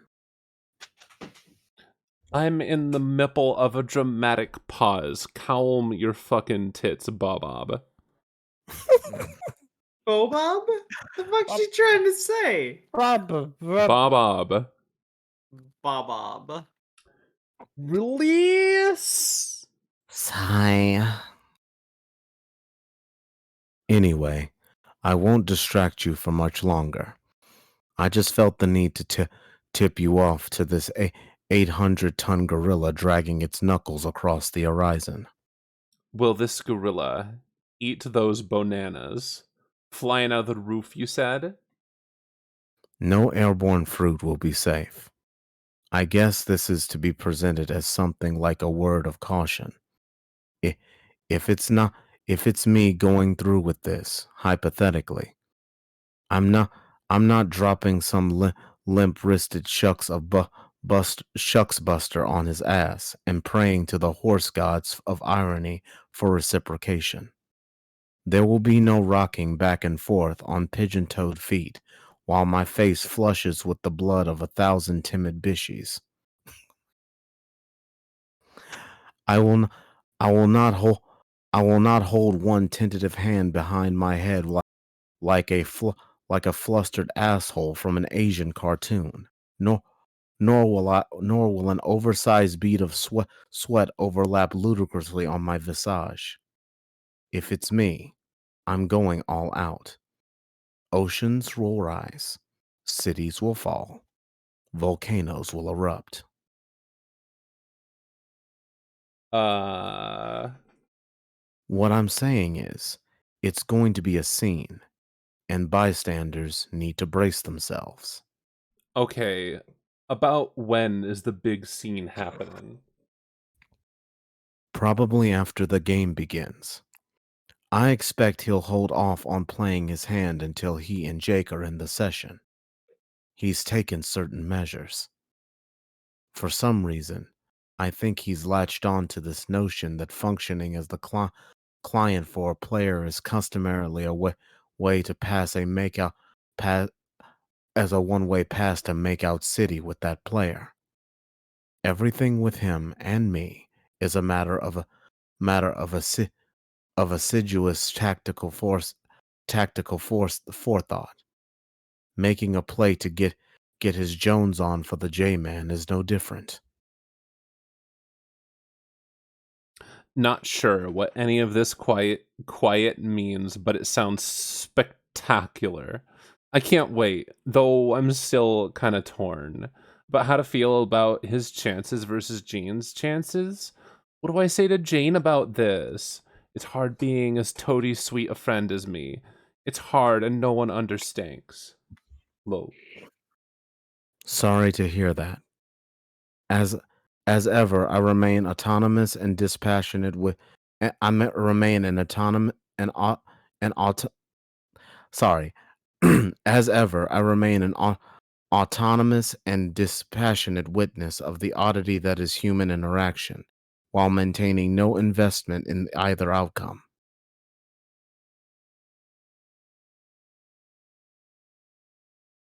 Yeah, BS. Anyway, it looks like I have to go. I have to prove some shit to Jane. Prove what? Oh, you know, just subjecting shit to the old madrigogs. It seems you just said madrigogs. What are madrigogs? Late 17er, bro. 17er bro. I mean, is this supposed to be? It's later. Whatever. Listen, Loser, bro. Later, bro. Tipsy nostalgic cease pestering Timaeus testified AI. Oh god. Janie, it seems to me that there's a maths % chance of you being a huge tight ass. Are you being a huge tight ass on me, Jane? Oh, God damn it. Take the book. What do I care? Yes, that's the spurpit. Now you're believing with petrol. I fail to see what offering a priceless book for your wildly capricious science experiment has to do with my resolution to be less stingy with my beliefs, but all right. Will you relax about the book? I'm only just teasing because there's like practically a 100% chance this won't wonk like always. Work like always. So, ready? Yes, let's just get on with it. Roxy, ready a purifier. You push the buttons and mess with some knobby dealies and get totally set to subject shit to the madrigogs. Mad rigor. What? Oh god. Meow. Uh-oh.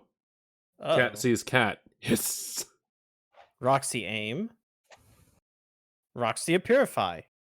Huh? Boo. Oh no. Oh!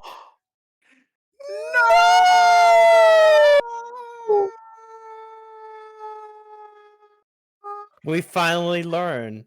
Oh no!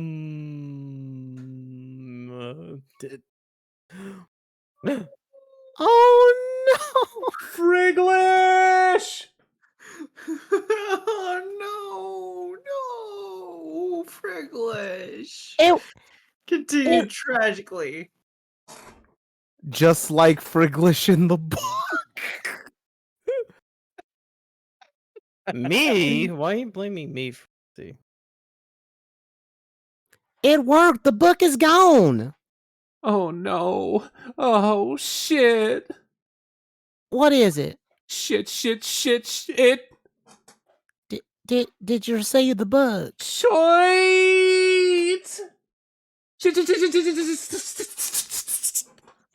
Don't tell me. The book is damaged somehow, ain't it?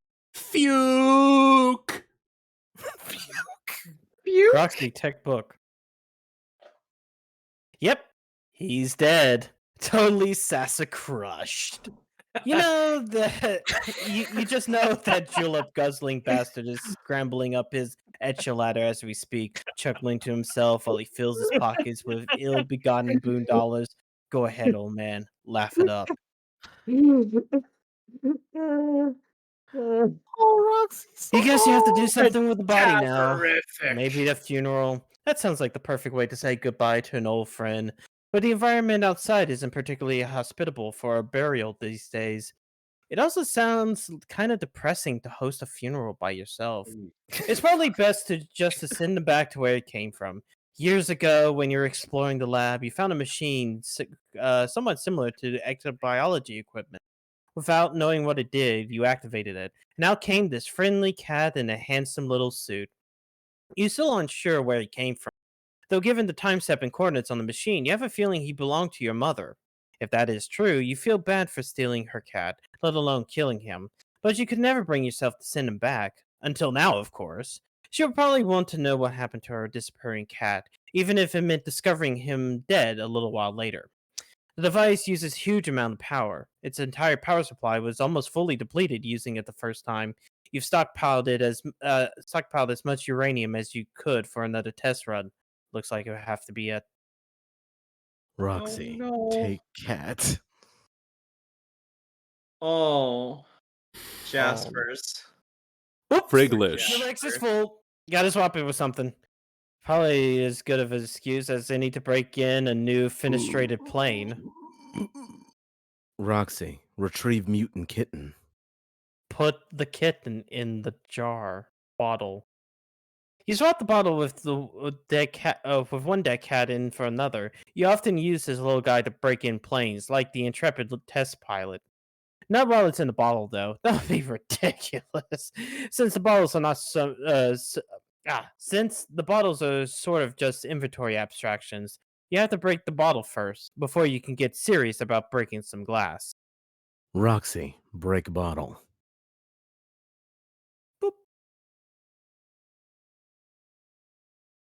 Boop. You gotta say the thing before I can scroll Oh. down. Roxy, clear some space. Need to get that bullshit out of the way. You can't work like this with everything jammed down there in the corner. It's bad enough you're hammered. Roxy, break some glass. Pew! Your test pilot flew back out, which means the link between planes is working and stable. You can't even remember which one you linked this one up to. I guess you'll just find out the fast way. Roxy, jump in. Youth roll. Youth roll. From the perspective of anyone observing the two windows from the outside, transport looks instantaneous. But for the traveler, there's always this gap and void between them. In your experience, the more significant the journey between planes is, the wider the gap. This one is small enough to be negligible, though. Probably because it leads to somewhere else in your house. You set a bunch of these up as little shortcuts to places around your house, as well as some places nearby, like the lab. It's a convenient way to hop around, though it isn't without some risk. You're still not sure what happens if one of the planes loses power while in transit, other than the objects particularly getting sliced in half as if they're straddling the planes when plug is pulled. You haven't come up with a good way to observe the consequences from the inside yet, without using yourself as a guinea pig. A guinea pig. Pig. And you're in such a hurry to try that as you are to look up the correct spelling of guinea pig. Because seriously, fuck those particular pigs. Why would you do that? She's into weird shit. Okay, it's fine. Wow! Oh god, it's like Portal. Might behoove us to come to an end soon. Oh yeah, Yeah. we do, huh? Well, probably when we get the character select again. Depends how much longer we have left on this. Roxy, land already. When you're quite through with that tomfoolery, you find yourself in your household's observatory. You keep it very cool in here and use it to store pumpkins that you purify from around the world, especially from Jake. That guy is just stinking rich pumpkins on this dumb tropical island. It would never occur to you otherwise to be so grabby with pumpkins, but they just happen to be most easily a purifiable vegetable on the planet for reasons that make no sense. And it's not like you can just stop swiping vegetables. You got your own mysterious reasons. Hey, look, incoming message. Roxy, answer.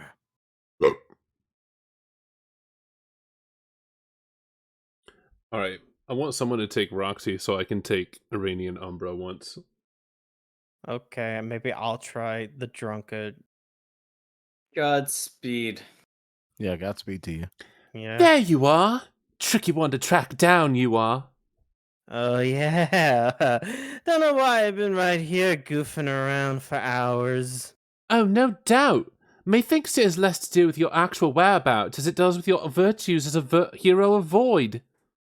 Okay, but you never say what stuff like that means when you say it, though.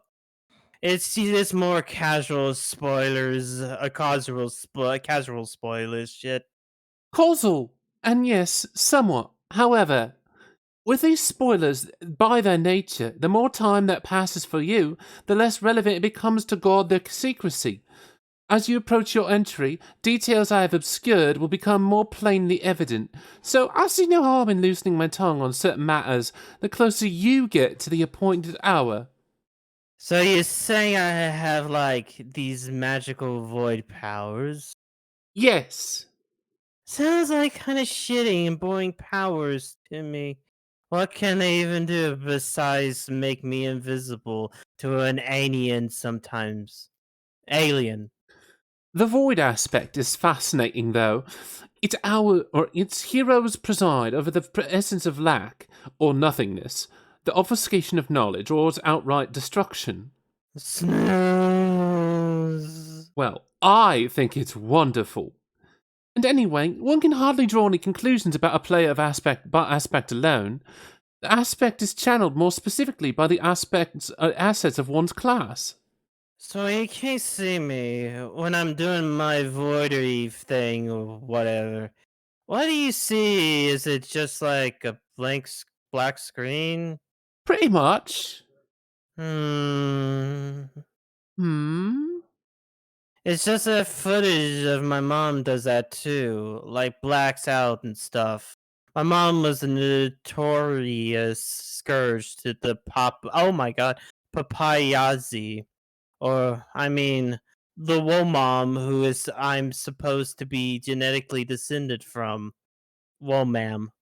Know what I mean? I understand what you're getting at, yes. It is certainly possible that we may have common ground with our ancestors when it comes to our aspects and the way our abilities reveal themselves to us. I cannot rule this out. But there is always more to examine. For instance, a hero of life is a hero of doom, and a hero of doom have aspects as different as can be. But if the classes are different enough as well, that is, one active and the other passive, remarkably, there's a chance they could end up with very similar abilities. Player abilities may also manifest in ways that, in defiance of their aspects, if they are heavily resistant to their true calling, or if corrupted in some way by an outside influence. But it's rather clear to me that you're one who embraces her aspects quite heartily, even if you're not aware of it. So, deep down, I'm super psyched about nothingness. That sounds about right. Oh, damn, hey. I almost forgot I had a really short but cool dream. I figured you might like this. Oh yes, everyone is having important dreams as we near our mutual entries. This is lovely. Please tell. I saw someone I think was supposed to be my daughter. You know if that's true? Can you describe her? Well, she kind of looked kind of like me, but in this orange get up and the Get up. ump. Get ump. What? Yellow sun on it. She sounds to me like the well-known figure of legend, or at least well-known to those who make the study of such matters in their all-consuming pastime. I believe you saw the Seer of Light. So okay, let's say she is deaf. Does that mean she's not my daughter or spoipers? Exactly how much spoipage we talking new? It would normally be my instinct to supply a vague response here, but I think that your heart has already told you the answer, and as such, my secrecy would be purposeless. So, yes, that she was. Ah, yes, I knew it. So then, Space Lady, can you tell me who this lucky fella is? Look in chat. Oh my god! Fella, what do you mean? Come on, you know. I get future busy with to making the light seer babies. Oh. Yes, pardon my sluggishness on the uptake. We're very different species, reproductively and familiarly, remember? Shit in my head. British. Might as well just say Sesame. Signs deeply muttering Lalians to myself. That, I think, is something I cannot say, or that is, should not say. Oh, come on, you're already telling me stuff. Oh, please don't press me for information. It makes me feel terribly guilty. You've no idea how much I would fancy revealing everything and exchange our stories endlessly, but I must show restraint. Please, Hearts 3-3. What if I guess stuff?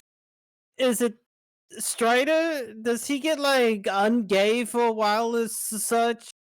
You probably don't even know what that means on account of being extraterrestrial. Can aliens be gay too? Is that a thing? Being space gay? Like Space Australia. Space Brisbane. Hmm. Go Space Broncos. Man, embarrassed Don't forget about the space hobbies. embarrassed. Sorry. I am not embarrassed. I just don't know what you're talking about. Oh, for Cersei, is it him? Maybe? Or is it like some ectobio shit instead, and a dude ain't really involved? Maybe? Man, wouldn't that just figure? That would suck. Why do you have to go and confirm my bleak, dudeless future? I confirmed. No such thing, Roxy. You're being frightfully difficult. You just keep pushing, and I can maintain my composure for only so long. I'm sorry. If you're really curious about the events surrounding your daughter's origin, you can always ask her in person when you meet her. So you mean I'm gonna meet her in the game? Oh. Well, yes. But I'm not sure if I should have revealed that just now. You see what happens when you push me? There's so much for me to keep track of, and it gets very difficult to remember what information to reveal at what time when you are flustered. Okay, so without pushing and frustrating you, let me just see if I have all my facts. I meet my cool as hell daughter from the future in this game. Yes, basically. And I also meet my mother in this game. Yes. And the game will let me resurrect her from the dead, and that's what I'm gonna do. The game provides a mechanism for the revival of the deceased, yes. It is called a kernel sprite, and you're free to gather remains of any dead party you choose to revive that individual in the form of a sprite. The sprite will then serve as a helpful spirit guide on your journey. Yeah, but you clearly dodged the cue. That's how you say it works, but will I do that? I believe I was very forthright in my answer. If you play the game, you will meet your daughter. If you play the game, you will meet your mother too. Simple as can be. Nebel's eyes with drunken suspicion. Hmm. Mm. Hmm. All right, that's enough. Come on. So yeah, to continue my confirmation spree. You're maybe kind of hinting there are ecto shenanigans that lead to the birth of my daughter. Just like I descended from my mom through some similar bioprocess. Those are definitely some things which you believe could be true or not true. Well, you're such a shitty. I'm not any kind of liar. Come on, what's answer? You know. Come on. Or should I say yeah, no, you? You! I choose you. You love yous. I do love yous. You're silly. Silly and cute and bad at lying. But I really don't lie. I'm not deceitful by nature, but in order to protect the integrity of certain outcomes while still being helpful to you, I guess I'm learning the art of deception through honesty? Which, as it turns out, as well-intended as it may be, still comes across to a savvy lass like yourself as just another kind of equivocation. Though I guess I shouldn't be startled that a rogue of Void could bewilder me so. Void players are said in text to have a way with flummoxing even those with plans beyond mortal understanding, and I'm far from anyone like that, just a girl who wants to help. And I think we've got to kind of start wrapping it up there. It's 10. It's 10, and we are. It is 10. We I'm are. very tired. It is 1 a.m. We are desperately nearing that 4-hour mark. So, hey guys, want to introduce yourself like it's the beginning of the stream instead? Yeah, sure. What? My Huh? name is Xavier VT. I'm a lizard, not a frog. I stream Yeah, you at are. You're a frog. twitch.tv/Xavier Little frog VT. I'm boy. in the middle of Mega May, in which I am trying to beat a bunch of Mega Man games, and you can pay me $20 to play Mighty Number 9. Sadly, nobody wants me to play Mighty Number 9, so I'm Good. going to finish Mega Man 3 tomorrow and probably start on 4. Alrighty. Hi, I'm Homiculus. I am a voice actor as well as artist and video editor on Twitter. You can find my stuff on Twitter, find my stuff on YouTube. I do funny voice, haha, funny fun voice things. Hi, I'm Atomic Sunrise. I do variety streaming content as a hobby. I also do some limited voice acting things, but mostly also for fun. I stream from Monday through Thursday from 12 to 4 p.m. CST usually, unless I'm not feeling it. Lately I've been doing Dragon Age Oranges. I mean Dragon Age I call it Dragon Age Oranges, but it's Dragon Age Origins. Dragon Age Oranges. Nice save. Anyway, no, and that's not even a save. It's what I title it. You can go into your fucking channel and see. I mean, Sure. Your channel. server, your Yeah. server, and see because I self promote. All right. Anyway, yeah. I Bellevue. Fuck you, boo boo. Not for free. Anyway, Damn, I see how it is. thank you all for being here. I'm talking to you guys as well. Thank you all for being here. Every last one of you makes what we're doing and what I'm doing worth it. So I just want to thank everyone who comes to this stream or watches this video in the future. Thank you so much for everything. We're gonna go ahead and find somebody to raid. Let me see who is online. Bing bong, bing bong. Oh hey. Wee woo. Wee woo? Wee Wee woo. woo. I think I'm gonna raid someone I haven't raided in quite some time.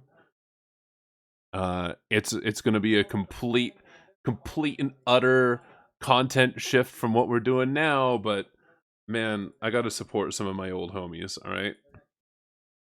So I'll see you guys over there. We're gonna watch some people play old-fashioned Metal Gear Online 2. Some good Metal shit. Gear. SGR Sean, or Scene, whatever you want to call him. He's a great guy. Colonel, I keep trying to sneak through the base, but the clapping of my ass cheeks keeps alerting the guards because I'm too And- dumb and thick. And SGR is part of the group who maintain the Metal Gear Online 2 revival servers and stuff. So give him some love, show him some love, spread some love, and I'll see you guys over there. Thank you so Colonel, much. Hold on, Colonel. I'm reading Homestuck. Mwah! Colonel, I've located the diaper chief. Colonel, I hit it the turns raid